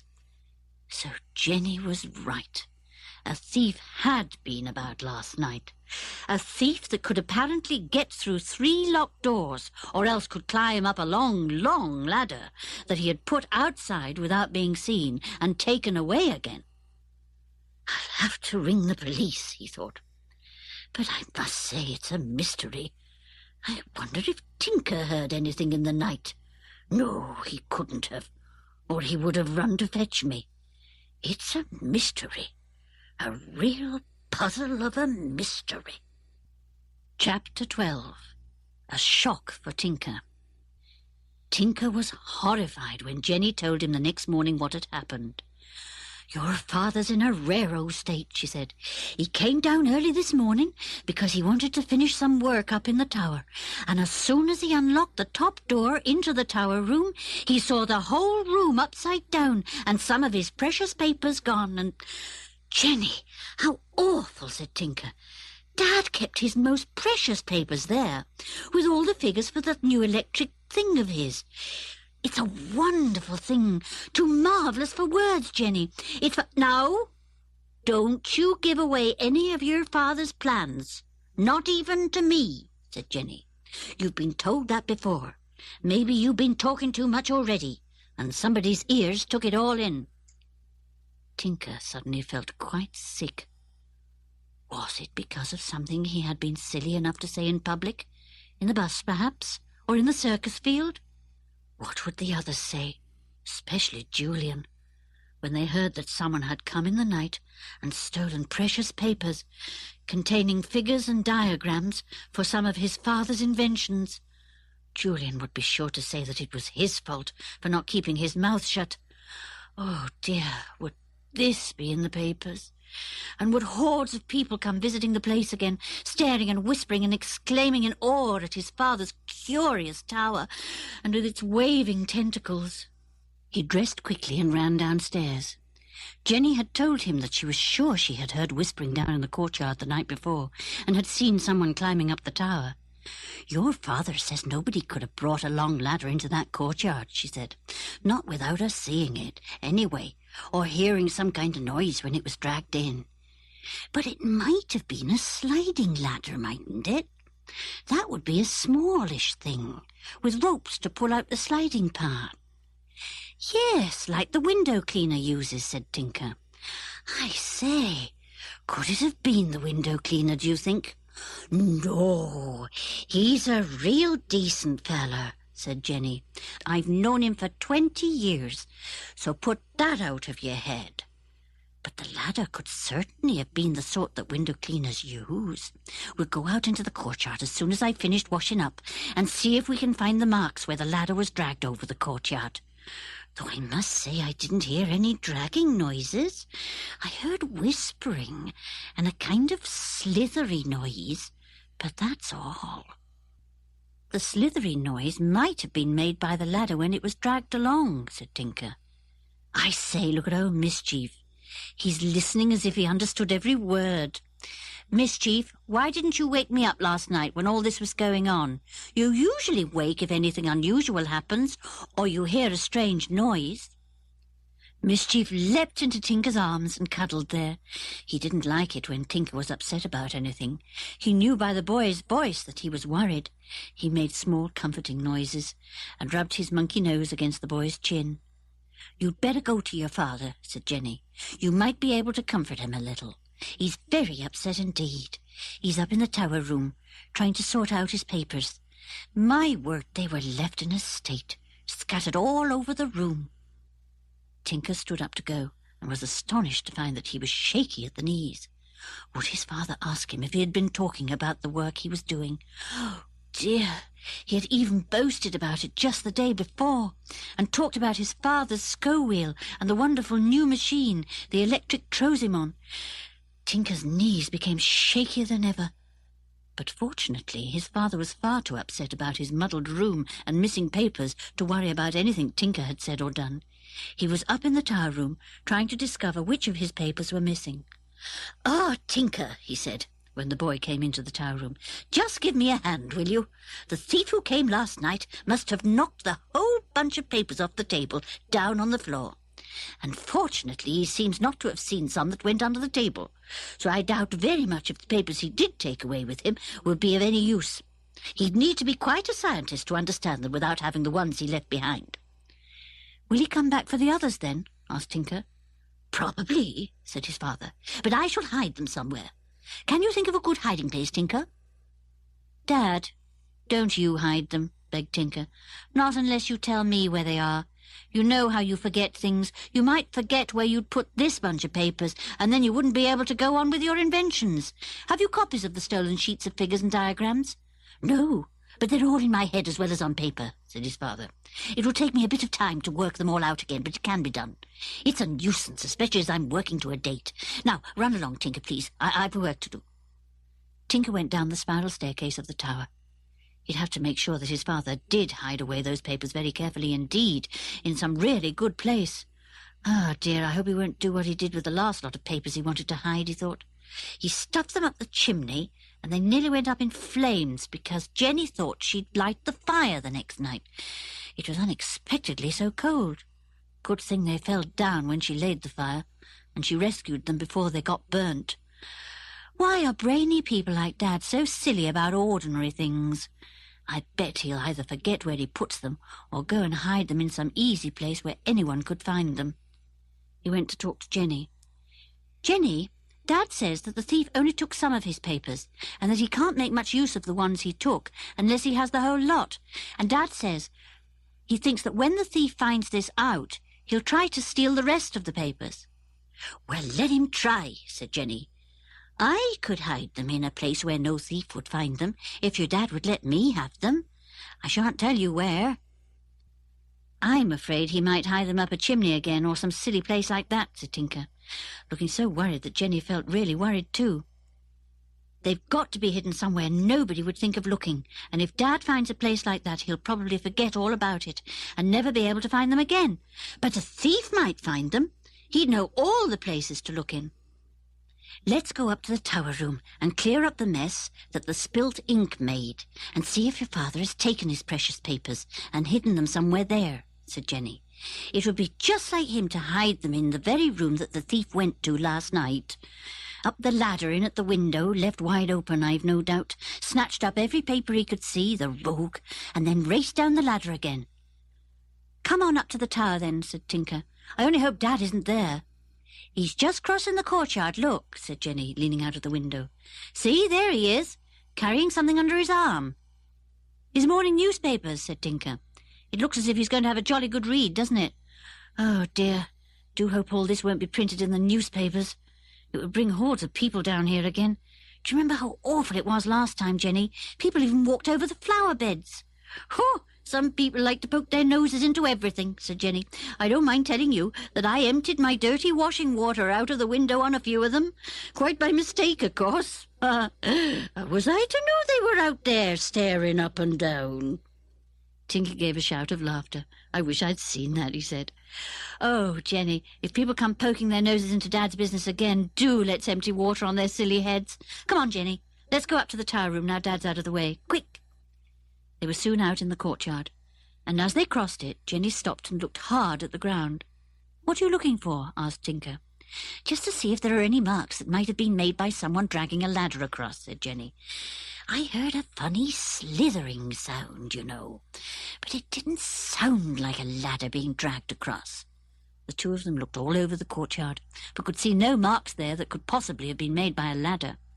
"Funny," said Jenny. "It worries me, that slithery sound." She looked up at the tall, steep wall of the tower. It was made of flint stones of all shapes and sizes, the kind found in the countryside round about Kirrin and Big Hollow. "Well, I suppose a cat might climb up," said Jenny doubtfully. "But not a man. He'd slip sooner or later. It'd be far too dangerous. I doubt if even a cat would get far." "And yet you say you thought you saw someone up the tower wall," said Tinker. "Go on, Jenny. It must have been the shadow of a passing cloud that you saw. Look up at this wall. Now, can you imagine anyone climbing up it at night when it was dark?" Jenny stared up. "No, you're right. Only a madman would even try. Well, my eyes must have played me up then when I looked out last night. But I really did think I saw a dark shadow climbing up the tower wall. Still, it's easy to be mistaken at night, and I don't believe there was a ladder either. There would be marks on the paving stones of the courtyard if there had been a ladder. Oh, well.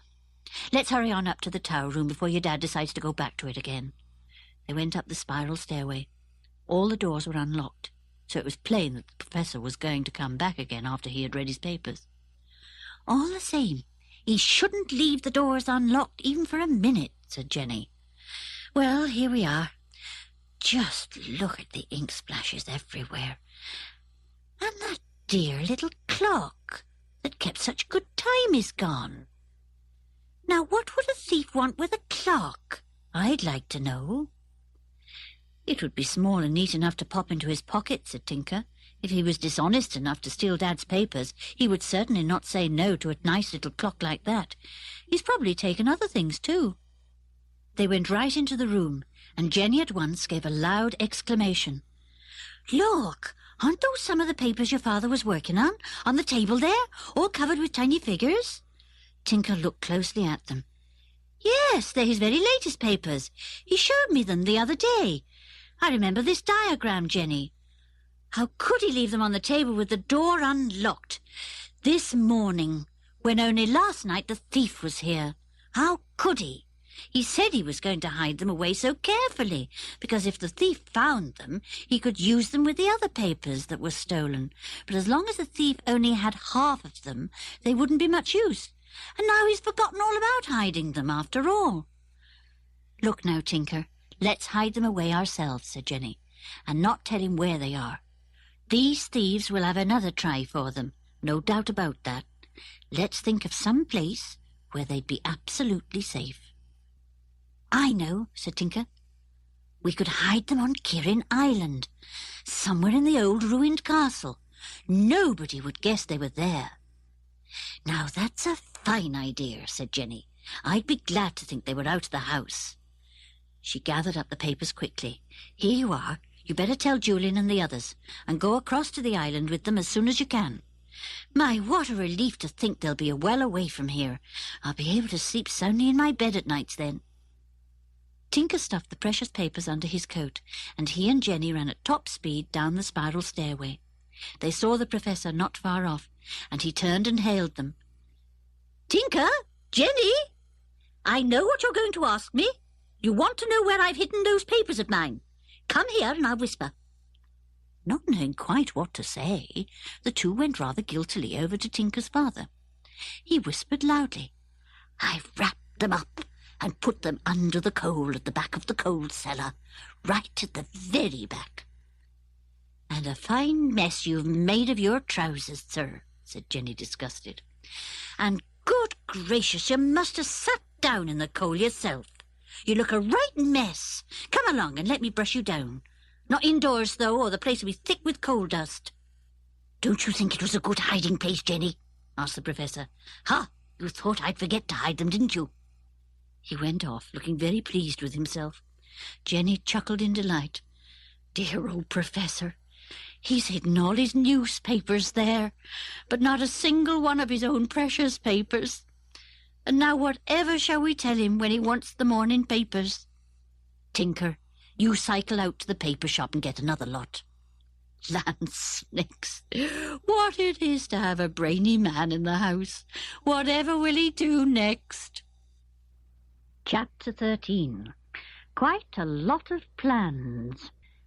After Tinker had fetched a new supply of morning papers, he decided to go down to the camp in the field and tell the others all that had happened that morning.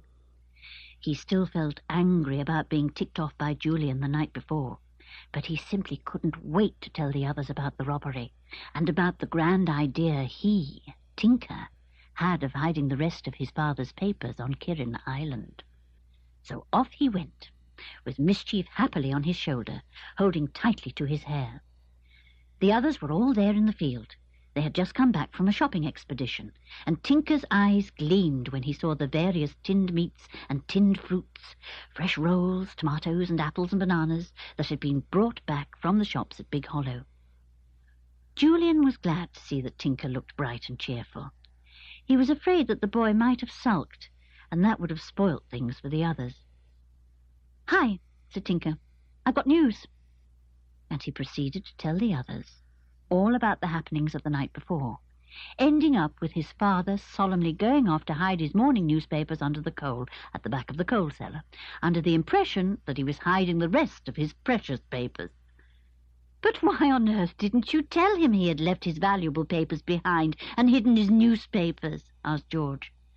"Because if he knew that, he'd go and hide the precious papers somewhere and forget where he'd put them, and they might be lost forever," said Tinker. "Well, what are you going to do with them?" asked Dick. "I've had rather a brainwave," said Tinker, as modestly as he could.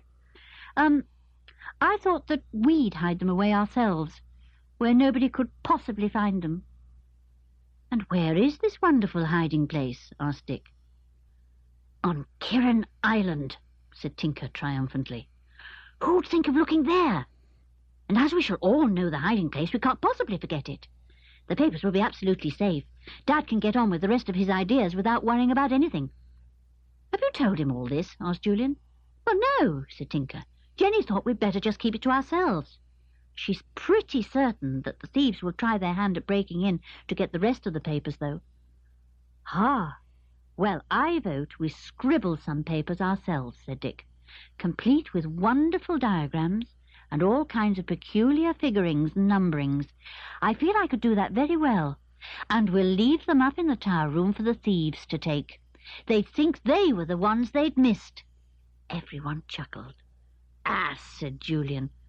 "Still, it's not a bad idea to leave something behind for the thieves that isn't worth a moment's look, and hide the genuine figures where they'd never dream of finding them, on Kirrin Island." "When shall we go?" asked George. "It's ages since I visited my island. And will you believe it? Last time I rowed over, trippers had been there and left their beastly mess everywhere. Paper bags, broken glass, lettuce leaves, orange peel, ugh!" "Why do people do that?" asked Anne. "They'd hate to have to sit in the midst of other people's mess. So why in the world can't they clear up their own?" "Oh, they're probably just like that in their own homes," said Dick. "All mess and litter. And yet it takes so little time to clear up a picnic mess and leave the place decent for the next comers." "What did you do with all the mess left on Kirrin Island?" asked Julian. "I buried it deep in the sand at the back of one of the beaches," said George, "where the tide can't turn it all up again. And with every dig of my spade I said, 'Blow you, you awful trippers without manners. Blow you. And next time you go anywhere, may you find someone else's litter to make you feel sick. Blow you.'" George looked and sounded so fierce that everyone burst out laughing. Timmy sat there with his tongue lolling out, looking as if he were laughing too, and Mischief made a funny little noise, rather like a giggle. "Good old George. She always says straight out what she thinks," said Julian. They sat and talked over their plans for some time. "Dick and Julian had better make the fake plans and figures," said George. "They'd be better at that kind of thing than anyone else, and Tinker can plant them somewhere in his father's tower room for the thief to take if he goes there again, and I bet he will. He found it easy enough last night. And George could take Tinker's father's papers with the correct figures and plans over to Kirrin Island," said Anne. "Not till night time, though," said Dick. "If anyone were on the watch and saw George rowing over there, they might guess she was taking something important to hide. They might be watching her father, too. By the way, where are these papers? You did not leave them behind at home, did you, Tinker?" "I didn't dare to," said Tinker. "I felt as if there might be eyes peeping at me, watching and hoping I'd go out and leave the papers behind. I've got them under my jersey, just here." And he patted the top of his stomach. "Oh, so that's why you look as if you've had too much breakfast," said George. "Well, what shall our plans be?"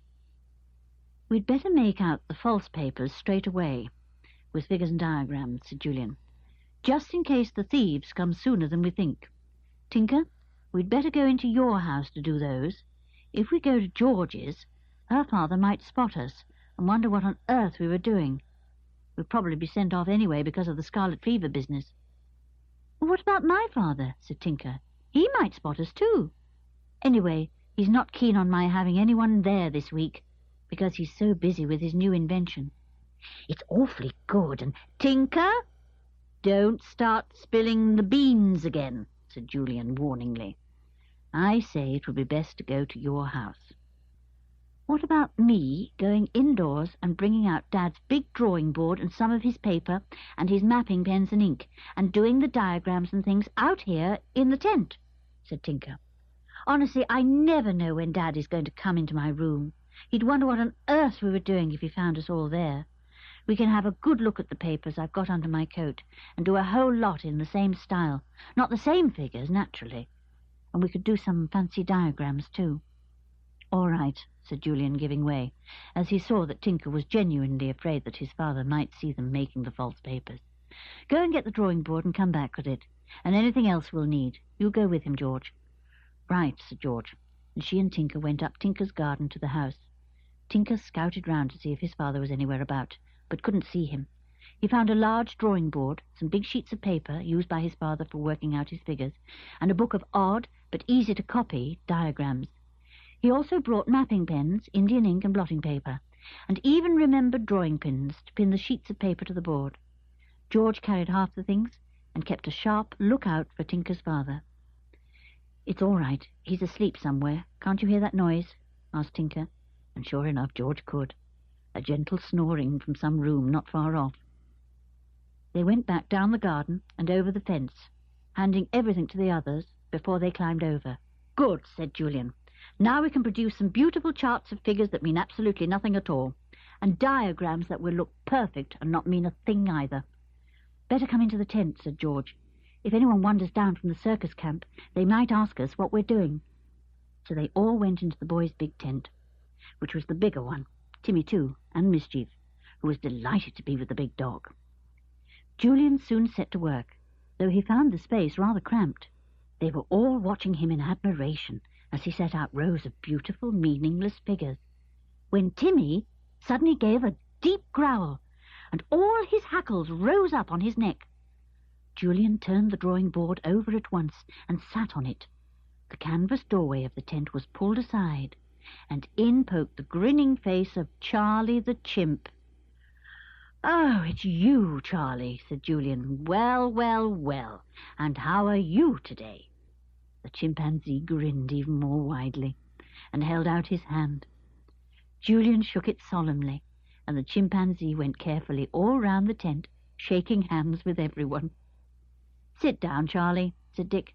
"I suppose you've let yourself out of your cage as usual and come to see what we've got for our dinner. Well, you'll be glad to hear we've got enough for you as well as ourselves." Charlie squashed himself between Timmy and Tinker, and with much interest watched Julian at work with his pen and ink. "I bet that chimp could draw if you gave him a piece of paper and a pencil," said Anne. So, to keep him quiet, he was given a pencil and a notebook. He at once began to scribble in it very earnestly. "Goodness, he's doing a whole lot of funny figures," said Anne. "He's trying to copy you, Ju."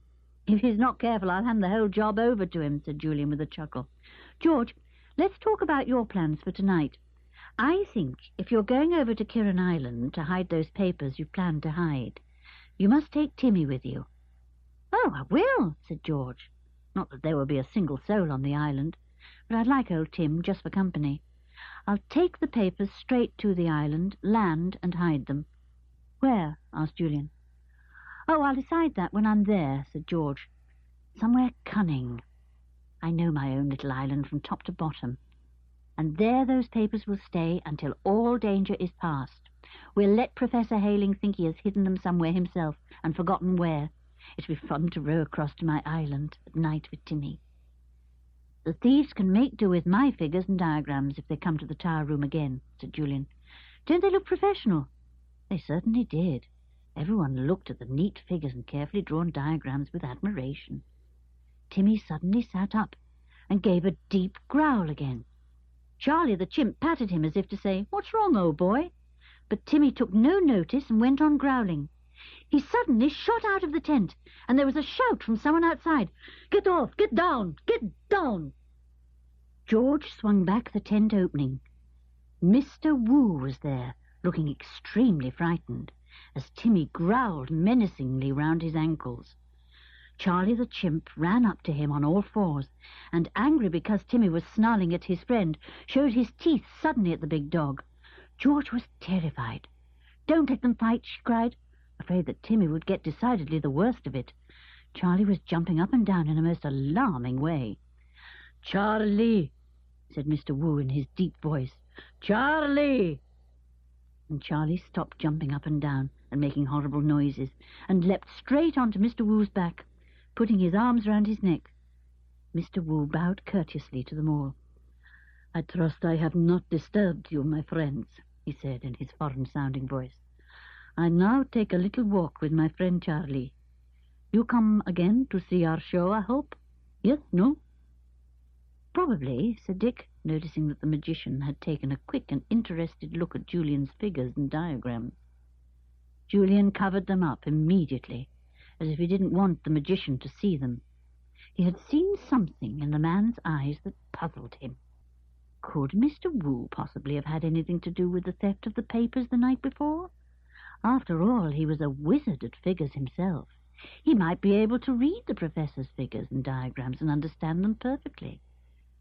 Well, he wouldn't gather much from the ones Julian was now doing.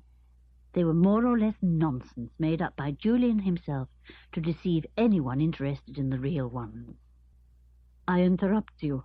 Pardon me," said Mr. Wu, and bowed himself politely away from the group in the tent. Charlie the chimp followed him, hoping that Mischief would too, so that they could have a game. But Mischief didn't want to. He didn't like Mr. Wu. "Well, I didn't realize that anyone from the circus would walk down the field so quietly and be able to hear what we were saying inside the tent," said Julian, worried. "I didn't like the look in his eyes, Dick. You don't suppose he heard anything we were saying, do you?" "Would it matter?" said Dick. "It might," said Julian. "Do you think he heard what George said about going over to Kirrin Island with the other papers, the valuable ones that the thieves didn't see in the tower room last night? I wouldn't let George go if I thought he had heard. In fact, I think she better not go. She might run into danger." "Don't be silly, Ju," said George. "I am going, and Timmy will be with me." "You heard what I said, George. You are not to go," said Julian. "I'll take the papers and hide them on the island. I'll get them when it's dark, fairly late. I'll cycle over to Kirrin and untie the boat you keep there and row over to the island." "All right, Julian," said George, astonishingly meekly. "Shall we have a meal now? We've only to open the tins and empty the tomatoes and lettuces out of the basket there, and the drinks are in that cool corner over there." "Right," said Julian, glad that George had given way to him so easily. He would go across in George's boat and find a good hiding place. If danger was about, he could deal with it better than George could. After all, she was only a girl. "Yes, Julian, She is. But, as you've often said, she's just as brave as a boy. Don't be too sure about tonight. Chapter 14. Ladders and a lot of fun. The children stared after Mr. Wu and the chimpanzee. They saw Charlie pick up 2 empty buckets, one in each strong paw, and race off to the right with them. "Where's he going?" said Anne, astonished at the rate he was running along. "I bet he's going to get some water from the stream in those pails and take them to whoever washes down the horses," said George. She was right. Charlie soon came back again, walking this time, holding a heavy pail of water in each hand. "Well, I must say that chimpanzee is jolly useful," said Dick. "Look, there's Madelon, who trains those beautiful horses that paraded round the ring last night. She's wearing old trousers this morning. She was quite different. There, Charlie set the pails of water down beside her. I bet that as soon as she wants any more water, he'll be off again to the stream." "I rather like old Charlie," said Anne. "I didn't at first, but now I do. I wish he didn't belong to Mr. Wu." Julian stood up, looking down at the paper on which he had so carefully written lines of small figures and drawn many peculiar diagrams. "I somehow feel this isn't much good now," he said. "I think Mr. Wu must have guessed it was all a make-up as soon as he saw it. He gave himself away a bit, though. I saw him looking at the paper in a rather startled way, as if he'd seen something very like it very recently indeed." "So he had, the wretch, if he'd sent someone up to get my dad's papers out of the tower room," said Tinker. "I say, what about having a look round the circus to see if we can spot a ladder anywhere, one tall enough to reach the tower room?" "Good idea," said Dick. "Come on, we'll go now. Chuck that drawing board and diagram paper over our fence, Ju. I hardly think it's worth your while to finish it." The 5, with Tinker and Mischief, wandered down the field to where the circus was encamped. Dick spotted a ladder lying in the grass and nudged Julian. "Julian, see that? Will it reach the tower?" Julian walked over to it. It certainly was very, very long. But would it be long enough? No, he didn't think it would. Still, he might as well find out who owned it. At that moment, up came the boneless man, walking perfectly. He grinned at the children, and then suddenly put all his double joints to work, bent his knees into peculiar positions, twisted his head round so that he was looking over his own back, and then bent his double-jointed arms the wrong way, so that he looked very peculiar indeed. I don't like it," said Anne. "You look so queer and strange. Why are you called the Boneless Wonder? You aren't boneless, you just make yourself look as if you were, with all those queer double joints of yours." The boneless man seemed suddenly to lose all his bones, and crumpled up on the grass in a funny heap. The children couldn't help laughing. He didn't look as if he had any bones at all then. Can you climb ladders if you're double-jointed?" asked Julian suddenly.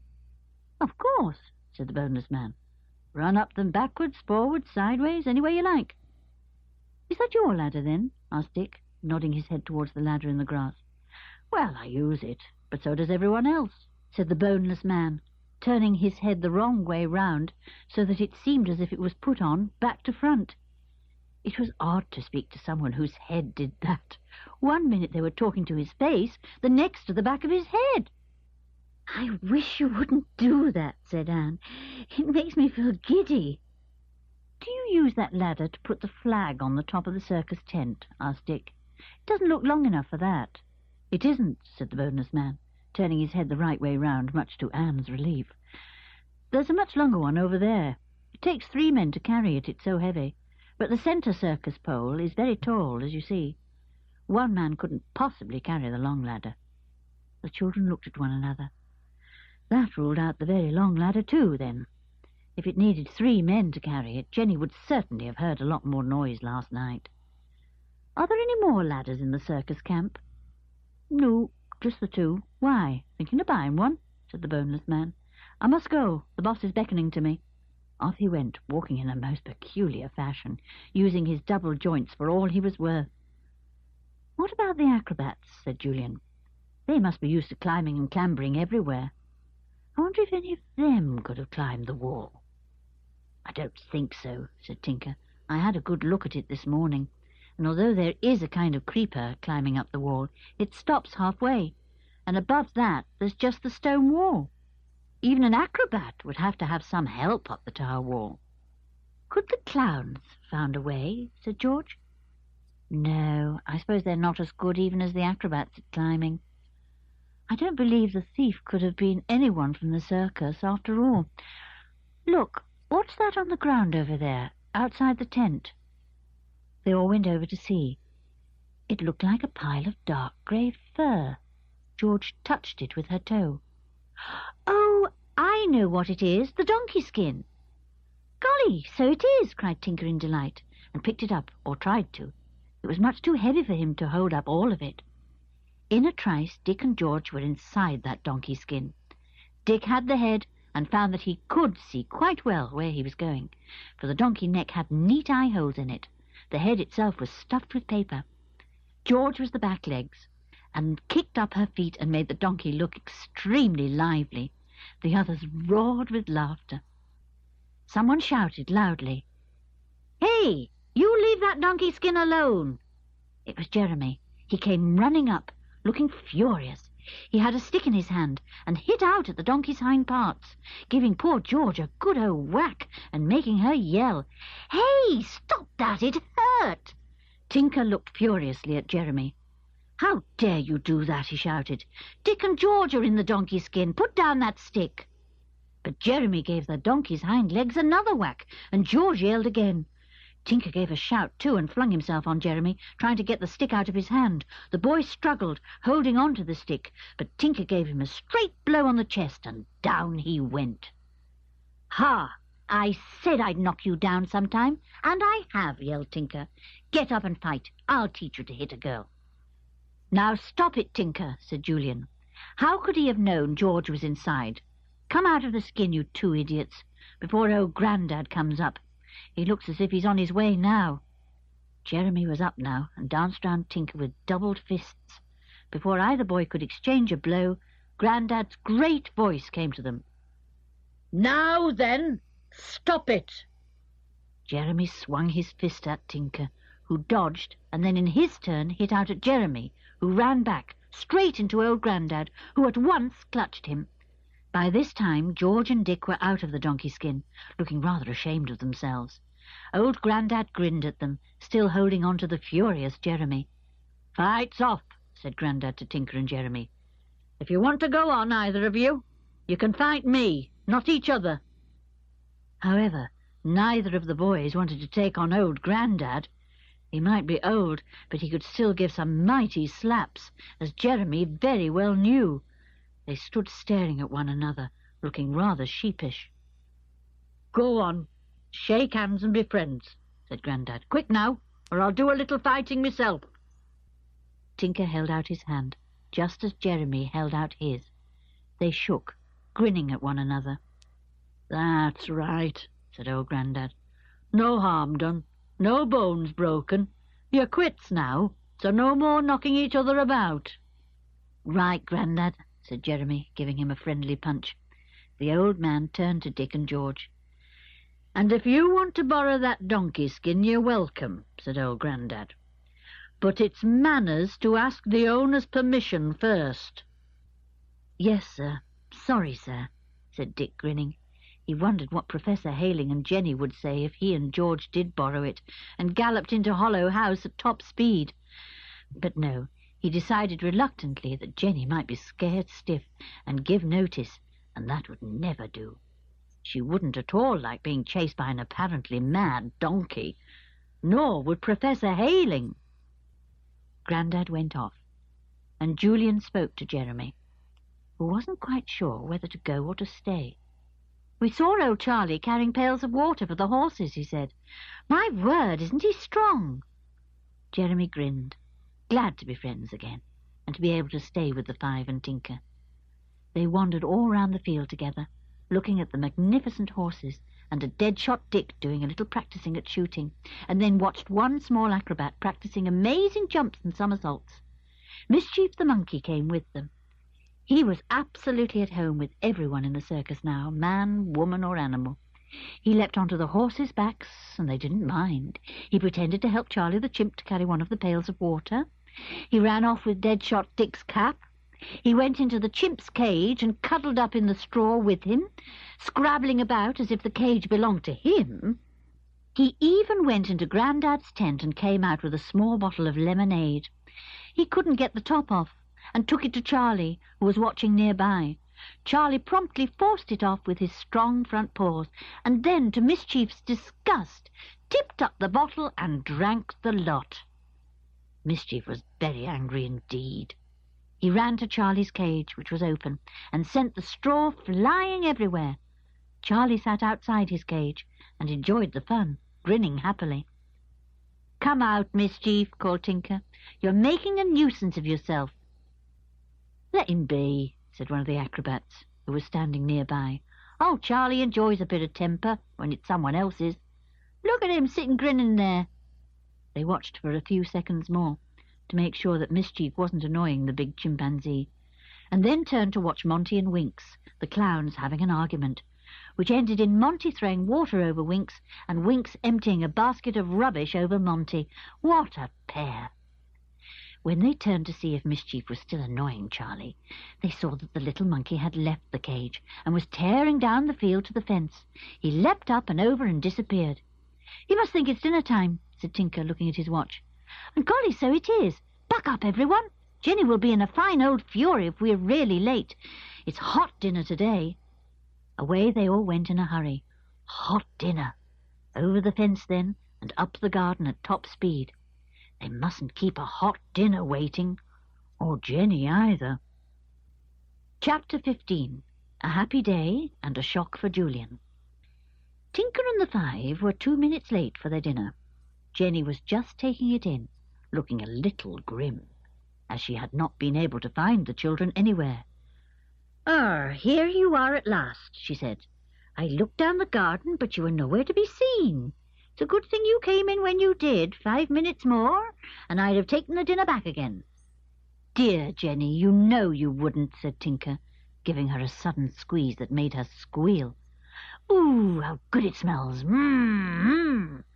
"You and your mmm," said Jenny, pushing Tinker away. "And I've told you before that I don't mind a gentle hug, but those squeezes of yours take all my breath away. No, Tinker, keep away from me. Another squeeze like that and I'll feel like a lemon." Everyone laughed at that. Jenny did say the most amusing things. Anne felt sorry that she hadn't offered to stay and help her with the dinner. Oh dear, the time went so tremendously quickly once they were all out together. The talk at dinner time was lively. So was Mischief the monkey. He took bits from everyone's plate and handed some of them down to Timmy, who was lying under the table as usual. Timmy appreciated these tidbits very much. "Well, I didn't see a single ladder in the circus camp that was tall enough to reach up to the tower room," said George.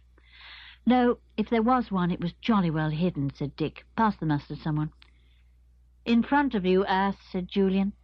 "I must say I'm beginning to wonder if Mr. Wu had anything to do with the stealing of your father's papers, Tinker. I can't somehow see him climbing high ladders. He's so polite and proper," said Anne.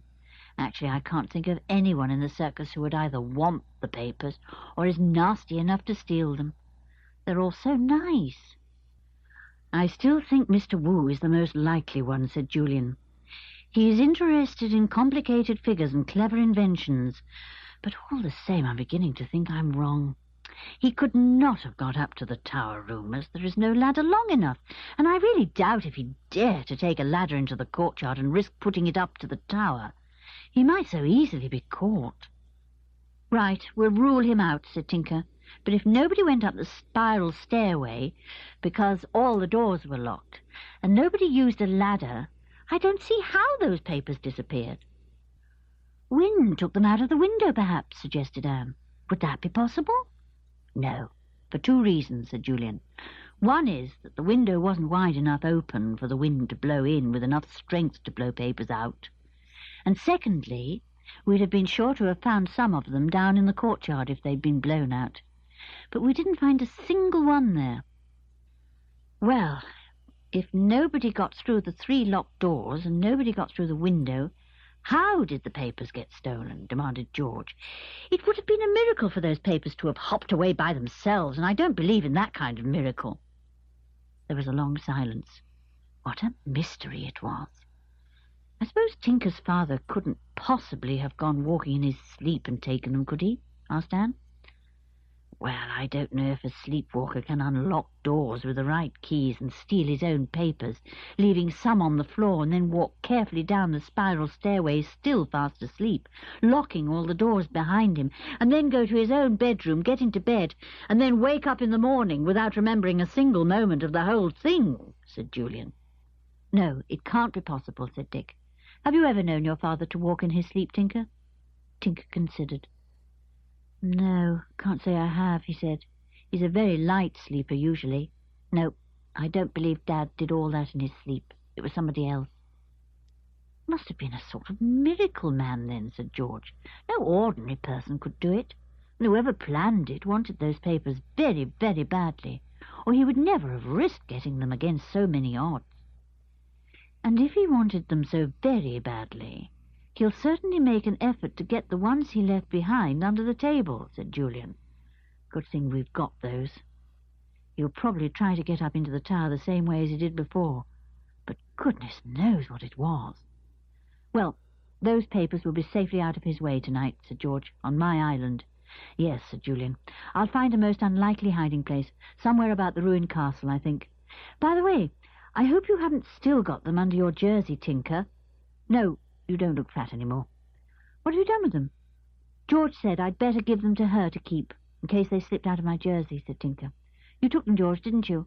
Yes, said George. Don't let's talk about it any more. Why not? The thief's not here. He can't be listening to us, said Tinker. I believe you're cross, George, because Julian won't let you take the papers yourself. Oh, do shut up, Tinker, said George. I shall be jolly cross with you in a minute. If you let mischief upset your glass of lemonade again, all over my bread, take him off the table. His manners are getting worse. They aren't, but your temper is, said Tinker, and promptly received a kick under the table from Julian. He was about to kick back, but thought better of it. Julian could kick very much harder than he could. He decided to take mischief off the table in case George smacked him. He put the little monkey under the table where Timmy was sitting quietly. Mischief immediately cuddled up to him, putting his little furry arms round the big dog's neck. Timmy sniffed him all over, and then gave him 2 or 3 licks. He was very fond of the naughty little monkey. What shall we do this afternoon? Asked Dick, when they had all helped Jenny to clear away and wash up. What about a bathe in the sea? Is it warm enough? Not really, but that doesn't matter. We always feel jolly warm when we come out of the water and run about and then rub ourselves down, said Anne. Jenny, do you feel like a bathe? Goodness gracious, no, said Jenny, shivering at the thought. Oh, I'm a cold mortal, I am. The thought of going into that cold sea makes me shudder. If you want your towels, they're all in the airing cupboard. And don't you be late for tea if you want any, because I've a lot of ironing to do afterwards. Right, Jenny, said Tinker, about to give her one of his squeezes, but thinking better of it when he saw her warning look. Julian, may I come with you to Kirrin Island tonight?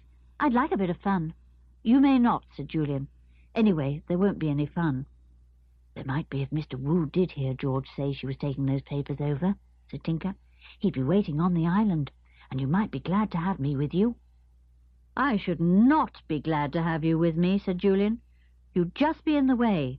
It would be very much easier to look after myself than to see what you were up to all the time. I'm going by myself.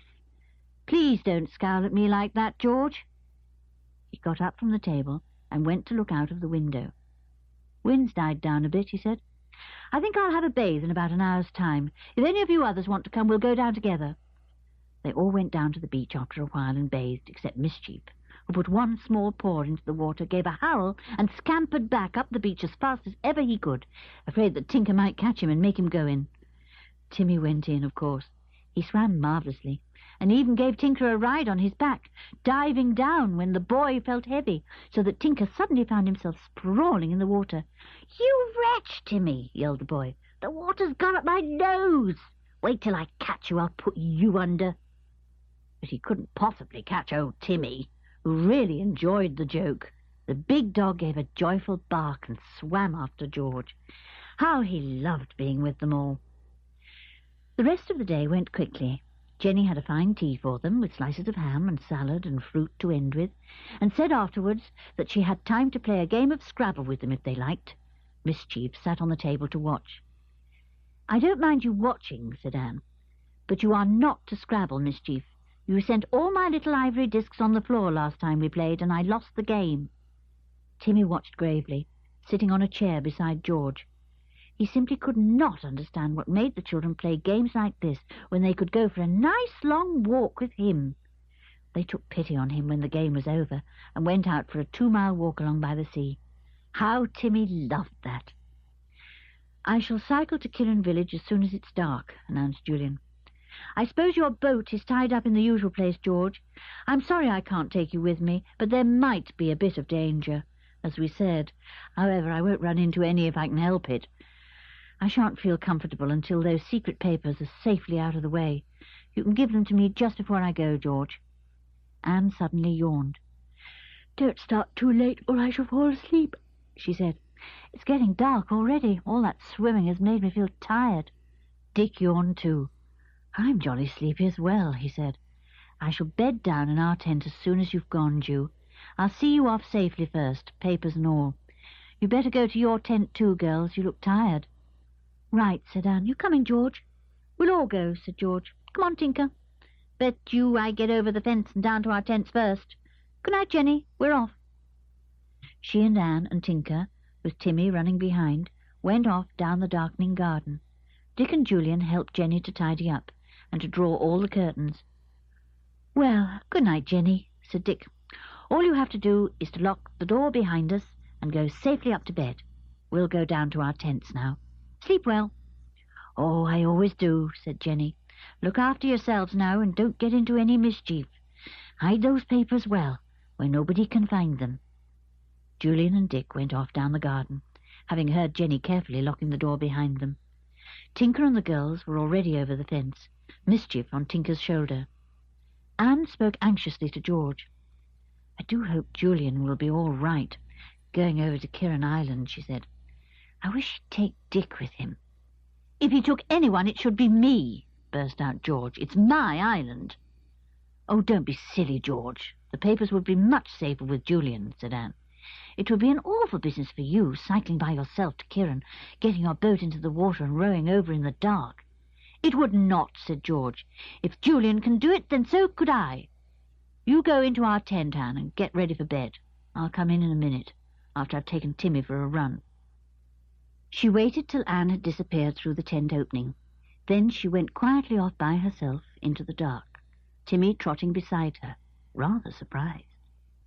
Soon there came the sound of voices as Julian and Dick reached the fence and leapt over it. They went to their tent and found Tinker there, yawning and getting ready for bed. Soon the 3 boys were all rolled up in their rugs, Mischief cuddled up to Tinker. After some time, Julian sat up and looked at his watch, and then peeped out of the tent opening. "Quite dark," he said, "but the moon's coming up, I see. I think I'll get the papers from George now and set off on my bicycle to Kirrin. I can easily get it out of the shed." "You know where George keeps our boat," said Dick. "You won't have any difficulty in finding it. Got your torch, Ju?" "Yes, and a new battery," said Julian. "Look." He switched on his torch. It gave a good, powerful beam. "Shan't miss the island if I put this on," he said. "Now, I'll get those papers." "Hey, George, I'm coming to your tent for the papers." He went over to the girls' tent. Anne was there, only half awake. She blinked as Julian's torch shone into her eyes. "George," said Julian, "give me those papers now, please." "Hello? I say, Anne, where is George?" Anne started all round the tent. George's rugs were there, piled in an untidy heap, but there was no George, and no Timmy either. "Oh, Ju, do you know what George has done? She's slipped out with the precious papers and taken Timmy too. She must have gone to fetch her bike and ridden off to Kirrin to get her boat and row over to Kirrin Island. Julian, whatever will happen if she rows over and finds somebody waiting to grab those papers from her?" Poor Anne was very near to tears. "I could shake her," said Julian, very angry indeed. Going off alone like that in the dark, cycling to Kirrin, rowing over to the island and back. She must be mad. Suppose Mr. Wu and his friends are waiting there for her. A silly little idiot. Oh, Julian, quick! You and Dick get your cycles and try and catch her, begged Anne. Oh, please do. Anything might happen to her. Dear, silly old George. Thank goodness Timmy's gone with her. Well, that's a blessing anyway, said Julian, still angry. He'll look after her as much as he can. My word, I could shake George till her teeth rattled. I thought she was rather quiet tonight, thinking out this plan, I suppose. He went up to the house with Dick and Tinker to tell Jenny about George, and then he and Dick at once went to get their bicycles. This was serious. George had no right to be out alone at night like this and go rowing over to Kirrin Island, especially if there was any chance of someone lying in wait for her. Jenny was very worried indeed. She watched the two boys cycling off in the dark. Tinker begged her to let him go too, but she wouldn't. You and Mischief would just be nuisances, she said. Oh, my word, won't I shake that rascal of a George when she gets back. What a girl. Well, well, thank goodness Timmy's with her. That dog's as good as half a dozen policemen. Chapter 16. Night on Kirrin Island. It was certainly very dark when the half-moon went behind the clouds. George was glad that her bicycle lamp shone so brightly. The shadows in the hedges were deep and mysterious, as if they hid people ready to jump out at us, she said to Timmy. But you'd go for them at once, wouldn't you, Timmy? Timmy was too much out of breath to bark an answer. George was going pretty fast, and he didn't mean to let her get out of sight. He was sure she shouldn't be out by herself on a dark night like this. He couldn't imagine why she had suddenly taken it into her head to go for a long night ride. He raced along, panting. They met cars with dazzling headlamps, and George had to keep pulling to the side. She was terribly afraid that Timmy might be hit by one of the cars. Oh, dear, I'd never forgive myself if anything happened to Timmy, she thought. I half wish I hadn't set out now, but I'm not going to let Julian hide anything on my island. That's my job, not his. Timmy, darling, please keep on my left side. You'll be safe then. So Timmy kept on her left, still mystified by this sudden journey out into the night. They came at last to Kirrin village, where windows were still lighted here and there. Through the village and on to Kirrin Bay. Ah, there was the bay. The half-moon slid out from behind a cloud, and George saw the dark sea shining here and there as the moonlight caught the crests of the waves. There is my island. Look, Timmy, said George, feeling a swelling of pride as she looked over the dark, heaving sea to a darker stretch, which she knew was Kirrin Island.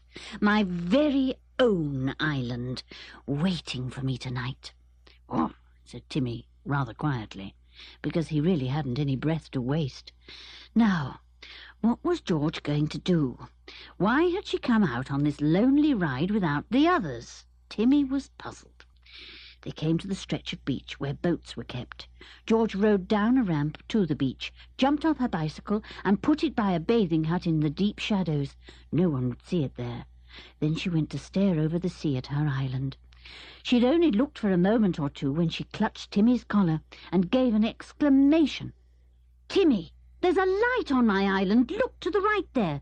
Can you see it? Timmy, there's somebody camping there. How dare they? It's my island, and I don't allow anyone on it unless they have my permission. Timmy looked, and yes, he could see the light too. Was it made by a campfire or a lantern? He couldn't tell. All he knew was that he didn't want George to go over there now. Suppose there were gypsies camping there, who would resent George coming to turn them off, or a crowd of ill-mannered young boys who hadn't bothered to find out if they were allowed there. They might make things very unpleasant for George. He pawed at her, trying to make her understand that he wanted her to go back home with him. No, Timmy, I'm not going back till I've found out who's there, she said. It would be cowardly to turn back now, and if it's somebody waiting for me to turn up with the papers, they can sink again. Look, I'm hiding them here under the tarpaulin in this boat. It would be idiotic to try and hide them on the island if there's someone there who might rob me of anything I've got. It might be one of the thieves who climbed into the tower room and left some of the papers behind. If he's waiting for me, he won't get any papers." George stuffed the parcel of papers under the tarpaulin as she spoke. "It's Fisherman Connell's boat, called Gypsy," she said, reading the name of the boat by the light of her torch. "He won't mind me hiding something in it." She covered up the papers with the tarpaulin and then looked over to the island again. Yes, that light was still there. Anger welled up in George again, and she went to look for her own boat, which should be somewhere near where they were. "Here it is," she said to Timmy, who leapt in at once. She ordered him out, for she had to pull the boat down to the water. Fortunately, it was a small, light boat, and as the tide was almost fully in, she didn't have very far to drag it. Timmy took hold of the rope with his teeth and helped too. At last it was on the water, bobbing gently about in the dim light of the half-moon. Timmy leapt in, and soon George was in too, though with very wet feet. She took the oars and began to pull away from the shore. "Tide's almost on the turn," she told Timmy. "It won't be too hard a row. Now we can find those campers and tell them what we think of them. You're to bark your very loudest and scare them, Timmy. In fact, you can chase them to their boat if you like." Timmy answered with a small bark. He knew quite well that George didn't want him to make much noise. He thought it very queer that she was going over to her island tonight, all by herself. Why hadn't she taken the others? He was sure that Julian would be very cross. "Now don't bark or whine, Timmy," she said in a whisper. "We're almost at my landing place, but I'm going under those trees there, not landing there. I want to hide my boat." She guided the boat towards some trees, whose branches overhung a tiny creek that ran a little way inland. She leapt out and flung the mooring rope round the trunk of the nearest tree and made it fast. "There, little boat," she said. "You'll be safe there. No one will see you. Come on, Tim. We'll tackle those campers now." She turned to go and then stopped. "I wonder where their boat is," she said. "Let's have a look round, Timmy. It must be here somewhere." She soon found the boat lying on the sands, its ropes thrown round a nearby rock. The tide was almost up to it. She grinned to herself. "Timmy," she whispered, "I'm going to untie this boat and set it loose on the tide. It'll soon be far away. Ha! What will those awful campers say?"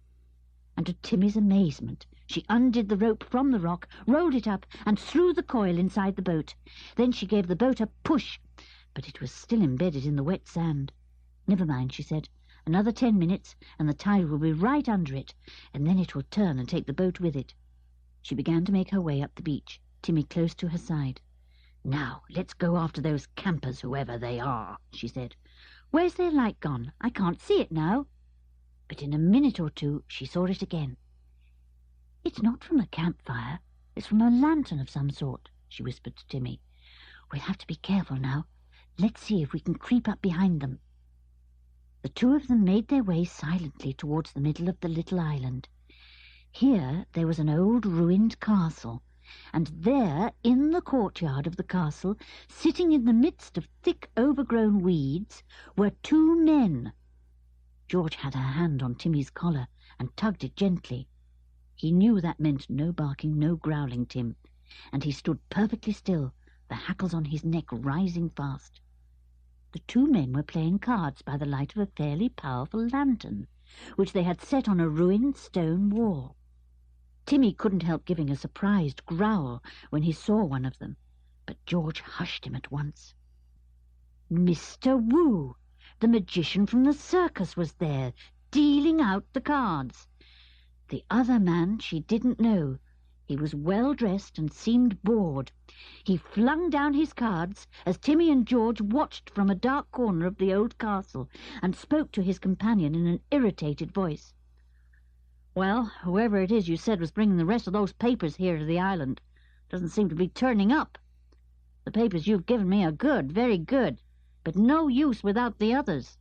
This scientist fellow you've stolen them from is a genius. If we get the complete set of papers, they will be worth a tremendous sum of money, which I can get for you, but without the other papers there'll be no money for you. The first set would be useless.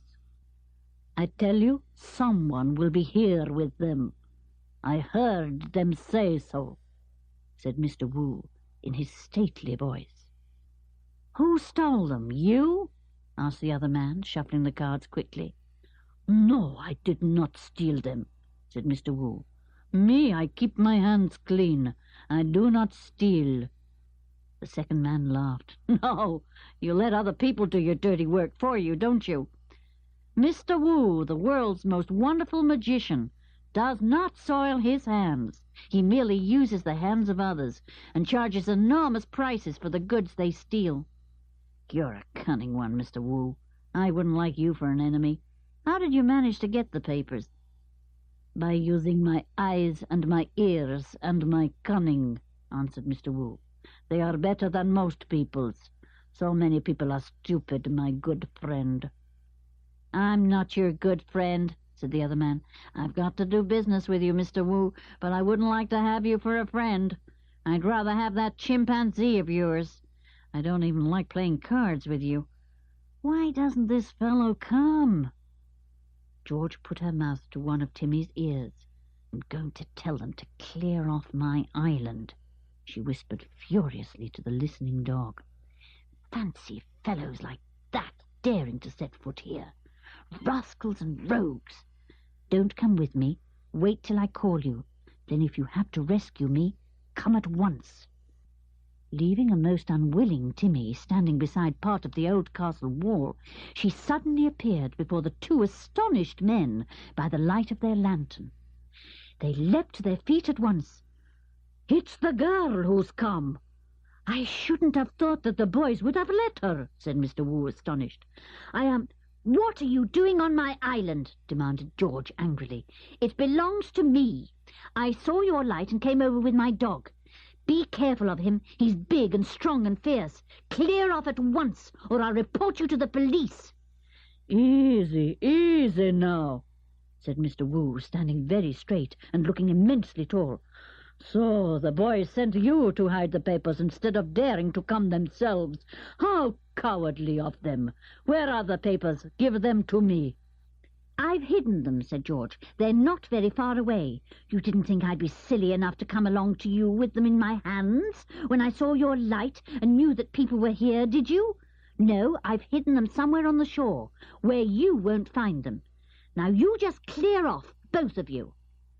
"A very brave and determined young lady," said Mr. Wu, bowing solemnly to George. "Do you mean to tell me that's a girl?" said the other man, amazed. "Well, she's a plucky kid, I must say. Look here, kid, if you've got those papers, hand them over, and I'll give you a whole lot of money, which you can give to Professor Hayling with my best wishes." "Come and get them," said George, turning as if to go. The two men looked at one another, eyebrows raised.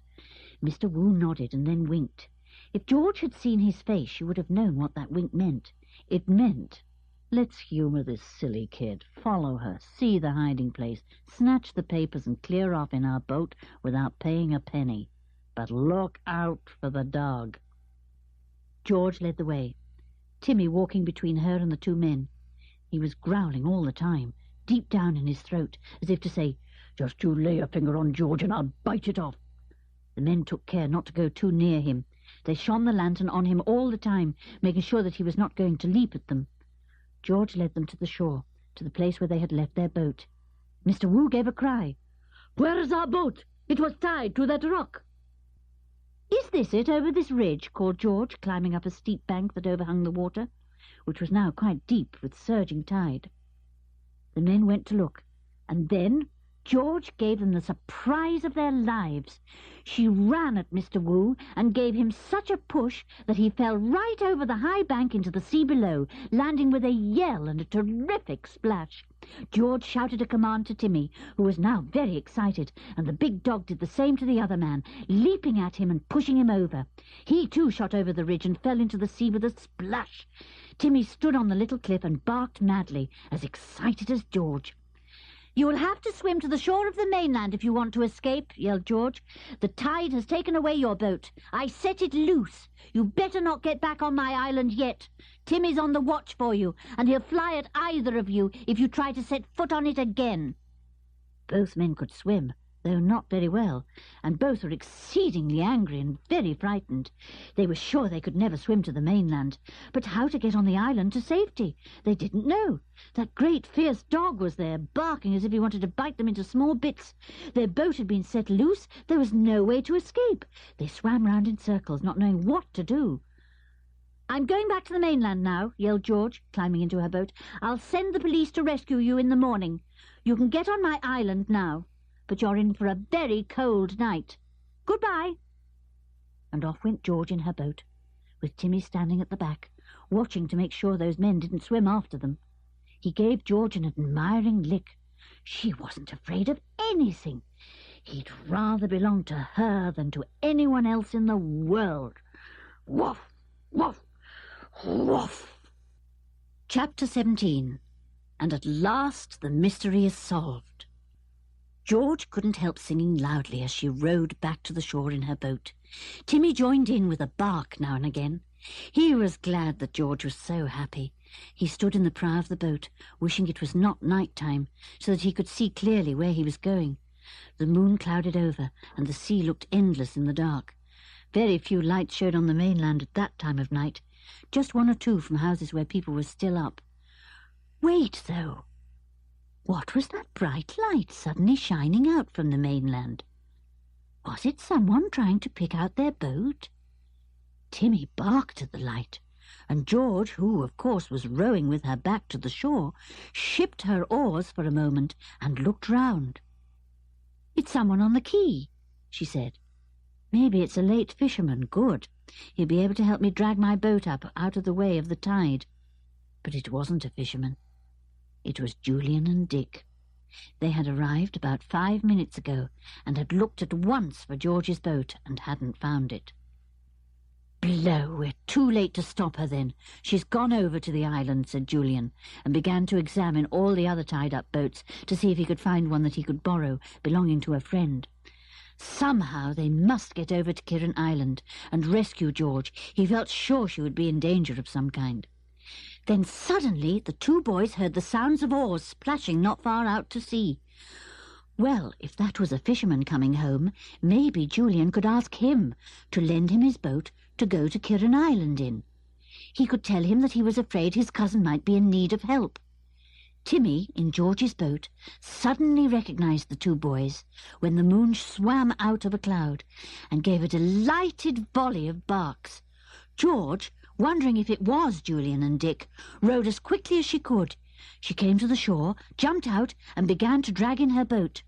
The boys were beside her at once, and the boat was soon in its usual place, carefully made safe in case the tide was a high one. "George," said Julian, so overjoyed to see his cousin safe and sound that he couldn't help giving her a bear hug. "You wicked girl! You went to the island, just what I said you weren't to do. You might have found the thieves on the island, and then you would have been in trouble." "I did find them, but it's they who are in trouble, not me," said George. "I saw a light over there, took my boat and went over to the island, and there they were. Mr. Wu, the magician, and another man, on my island. Did you ever hear such cheek? They asked me for the papers at once." "Oh, George, did you give them to the men?" asked Dick. "Of course not. I'd already hidden them where those men couldn't possibly find them. I wasn't idiotic enough to take them over to hide on the island when I saw somebody was there, probably waiting for me, and for the papers," said George.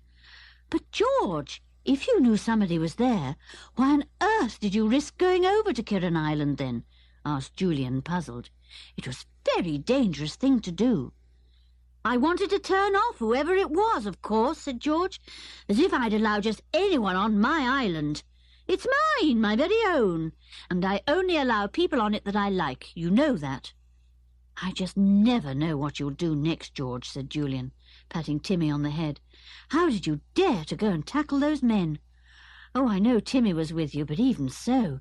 And why in the world didn't the men row after you and ram your boat?" "Well, you see, they couldn't," said George. "I found their boat, untied it, and set it adrift on the tide. It's probably half a mile away by now." The boys were so astonished that they couldn't even laugh at first. But then, when they thought of the 2 men marooned on Kirrin Island, their boat gone goodness knows where, they laughed till tears came into their eyes. "George, I don't know how you can think of doing such things," said Julian. "Weren't the men furious?" "I don't know," said George. "I didn't tell them about their boat. I pretended that I'd take them to where I'd hidden the papers. And then, when we got onto a nice high ridge overlooking the sea, they looked over it to see if their boat was all right, and I gave Mr. Wu a jolly good push, and Timmy leapt at the man with him, and in they went, splash, splash!" Julian really had to sit down and have another bout of laughing, till the stitch in his side grew so bad that he was forced to get up and walk about. George suddenly saw the funny side of it all too, and she began to laugh as heartily as Julian. Dick joined in as well, and Timmy barked madly, enjoying the fun. "Oh, dear," said Julian, feeling weak with laughter. "And then I suppose you said a polite farewell and left them to their fate." "Well, actually, I yelled out to tell them I'd send the police to rescue them in the morning," said George. "I'm afraid they'll both spend a very uncomfortable night. They were soaking wet, you see." "George, I'm beginning to think it was a good thing you went with the papers to the island, and not me after all," said Julian. "I should never have thought of doing all the things you did, pushing the men into the sea. Really, how could you and Timmy dare to do such things? And setting their boat loose! What on earth will the police say when we tell them?" "I don't think we'd better tell them, had we?" said George. "I mean, they might think I'd gone too far. Anyway, why not let the 2 men kick their heels on the island all night, and we'll decide what to do about the police in the morning. It's funny, I suddenly feel awfully tired." "I bet you do," said Dick. "Come on, let's get our bikes. Oh, those precious papers! Where are they?" "Under the tarpaulin in Fisherman Connell's boat," said George, and suddenly gave the most enormous yawn. "I hid them there." "I'll get them," said Julian. "Then off we go back to Big Hollow House. The others will be getting awfully worried by now." He found the papers in the fishing boat, and then the 3 of them rowed off quickly along the road from Kirrin to Big Hollow, Timmy running behind them. Julian kept laughing to himself. George should have been a boy, not a girl. The things she did! Fancy tackling those 2 fellows like that, pushing them into the water and setting their boat adrift. Julian was sure he would never have thought of doing such daring things himself. At last they were back at the tents, and the others crowded round them to hear what had happened. Anne looked very white. Jenny was with her, comforting her. She had just made up her mind to telephone the police, and was most relieved to see George again. "We'll tell you all the details in the morning," said Julian, "but all I'll say now is that the papers are safe all right, here in my pocket. The thieves were probably Mr. Wu and another man. They were on the island tonight, waiting for George. They had overheard what she said in the tent. However, George and Timmy pushed them both into the water and set their boat adrift, so things are settling down nicely. They will have to spend the night on the island, cold and wet through." "George did all that?" said Jenny, amazed. "Well, I never knew she was so dangerous. Goodness gracious, I feel right down scared of her. Settle down to sleep in your tent, dear. You look tired out." George was glad to flop down on her rugs. Now that the excitement was all over, she felt too sleepy for words. She fell asleep at once, but Julian and Dick didn't. They lay awake for some time, chuckling over George's deeds of daring. What a cousin to have! When they were up at the house at breakfast next morning, Jeremy came up the garden and put his head in at the dining-room window. "I say," he said, "Mr. Wu's not in his tent this morning. He's disappeared, and poor old Charlie the chimp is too miserable for words." "Ah, we can tell you exactly where Mr. Wu is," said Julian. "But wait a bit, Tinker. Where are you going? You haven't finished your—" But Tinker had gone off with Jeremy at top speed. He was very fond of Charlie. Oh dear, would the chimpanzee weep for his master and refuse to take his food? Tinker called mischief, and they both ran down to the fence with Jeremy and climbed over it. Tinker went straight to Charlie's cage. The chimpanzee sat with his head in his hands, rocking himself to and fro, making sad, crying noises. "Let's get into the cage with him," said Tinker. "He'll like to be comforted. He must be missing Mr. Wu very, very much." They crawled into the cage and sat down in the straw, each putting an arm round the sad chimpanzee. Old Grandad was very surprised to see them both there. "Don't know what's happened to Mr. Wu," he said. "Didn't come home last night. Here, Jeremy, you come on out. I can't spare you to cry over Charlie all morning. He'll soon perk up. You can stay with him, Tinker, if you like." Jeremy crawled out of the cage and went off crossly. Tinker sat with his arm round Charlie, wishing he didn't look so terribly sad. As he sat there, he heard a funny little noise going on all the time. Tick, tick, tick, tick, tick, tick, tick, tick, tick, tick, tick, tick, tick. "Sounds like a watch or something," said Tinker, and scrabbled about in the straw. Perhaps Mr. Wu's big gold watch had fallen into Charlie's cage. His hand felt something small and round and smooth at the bottom of the cage. He rifled away the thick straw and drew out the object underneath it. He stared and stared at it in the utmost surprise. Charlie saw him looking at it, snatched it away, and hid it in the straw again. He made a few growly noises as if he were angry. "Charlie, where did you get that little clock?" said Tinker. "Oh, Charlie! Well, as you're so sad this morning, I'll give it to you for your very own, just to cheer you up. But, oh, Charlie, I am surprised at you." He slid out of the cage and went back over the fence and into his own garden. Up the path he ran and burst into the dining room, where the others were still finishing their breakfast. "What's up?" said Dick. "Listen! I know who the thief was, who climbed in at the tower window. I know who he was," cried Tinker, almost shouting in his excitement. "Who?" said everyone in amazement. "It was Charlie the chimp," said Tinker. "Why didn't we think of him before? He can climb anything. It'll be quite easy for him to swing himself up that rough stone tower wall, hanging on to the bits of creeper here and there, and to the uneven stones, and climb through the window into the tower room, collect all the papers he could hold, and climb down again, slither down again, probably." "That must have been the slithering sound I heard," said Jenny. "I told you I heard a queer slithering noise." "And the whispering you heard must have been Mr. Wu trying to make him go up the tower wall and into the window," said Julian. "Gosh, I bet poor old Charlie's been taught to get into all sorts of windows and take whatever he sees. Mr. Wu must have known Tinker's father worked out all his ideas up in the tower." "Wu could easily teach him to take papers," said Julian. But there were, of course, too many for old Charlie in the tower room. He wouldn't be able to carry them all in his front paws, for he needed all his paws to climb down the steep wall, so he must have crammed as many as he could into his mouth, and dropped the rest under the table. Charlie the chimp!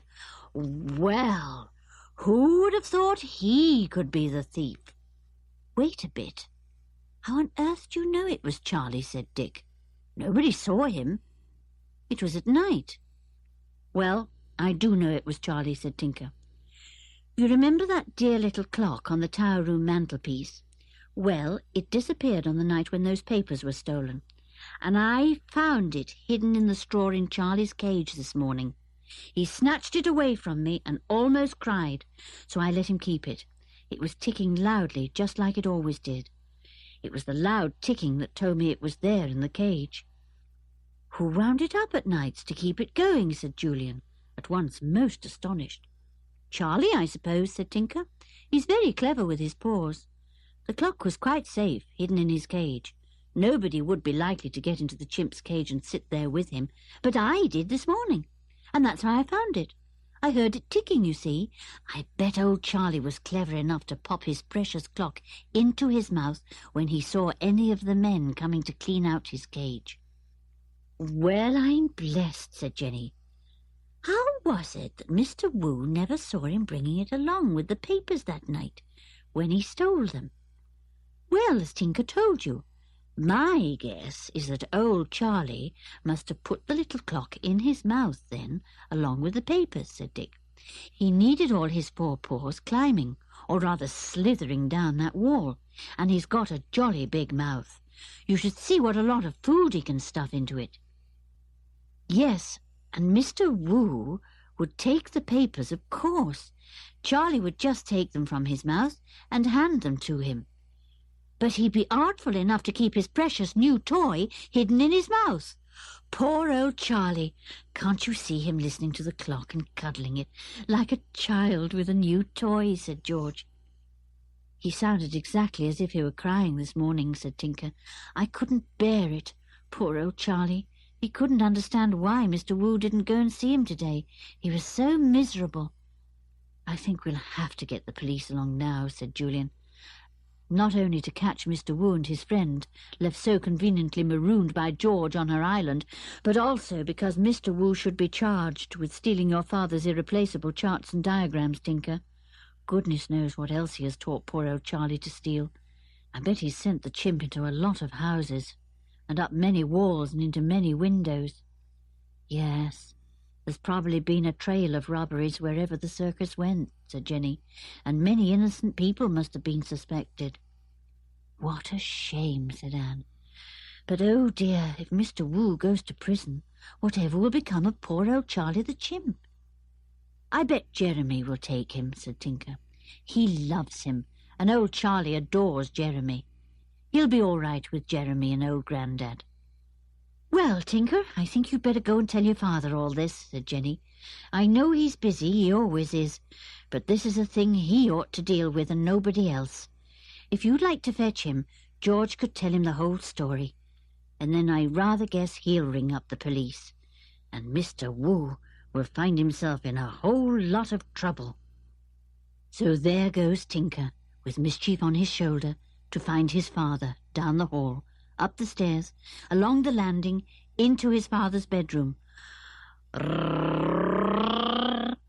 Tinker, you sound like a motor scooter going up a steep hill. Pop, pop. Don't hoot like that. You'll make your father so angry that he won't listen to a word you say. But the Professor did listen, and Jenny heard him telephoning the police. They're coming straight away, and that means that Mr. Wu the magician is in for a most unpleasant time, and his magic won't help him at all. He'll have to give back the papers that he made Charlie steal, and plenty of other things too. There he is, marooned on the island, quite unable to escape, waiting fearfully with his companion for the police. Another adventure over, said George with a regretful sigh. And a jolly exciting one, too. I'm glad you solved the mystery, Tinker. It was clever of you to find the little tower room clock. I bet Mr. Wu wouldn't have let Charlie keep it if he'd known he'd taken it from the tower room. Poor old Charlie the chimp. I'm just wondering if Dad would let me keep Charlie here while Mr. Wu is in prison, began Tinker, and stopped as Jenny gave a horrified shriek. Tinker, if you so much as mention that idea to your father, I'll walk straight out of this house and never come back, said Jenny. That chimp would be in my kitchen all day long. Oh, yes, he would, and things would be disappearing out my larder, and my cupboards and my drawers, and he'd dance up and down and scream at me if I so much as said a word, and all right, dear, dear Jenny, I won't ask for Charlie, honest I won't, said Tinker. I do love you a bit more than I'd love a chimp, but think what a companion he would be for mischief. I'm not thinking anything of the sort, said Jenny. And what about you taking a bit of notice of that monkey of yours? Bless us all if he hasn't helped himself to half that jar of jam. Just look at his sticky face. Oh, what a week this has been. What with chimps and monkeys and children and robberies, and George disappearing and all. Dear old Jenny, said George, laughing as she went off into the kitchen. What an exciting time we've had. I really did enjoy every minute of it. So did we, George. Hurry up and fall into another adventure. We are longing to hear what you and the others will be up to next. How we wish we could join you. Goodbye for now. And take care of yourselves, Five. Good luck. That was Five Are Together Again by Enid Blyton. Read by Anne Beach. We do hope you've enjoyed listening to this Chivers audiobook. For details of other Chivers recordings, please contact us, and we will be delighted to send you a catalogue listing all our titles, as well as information about our most recent releases. Our telephone number and address can be found on the box cover or catalogue.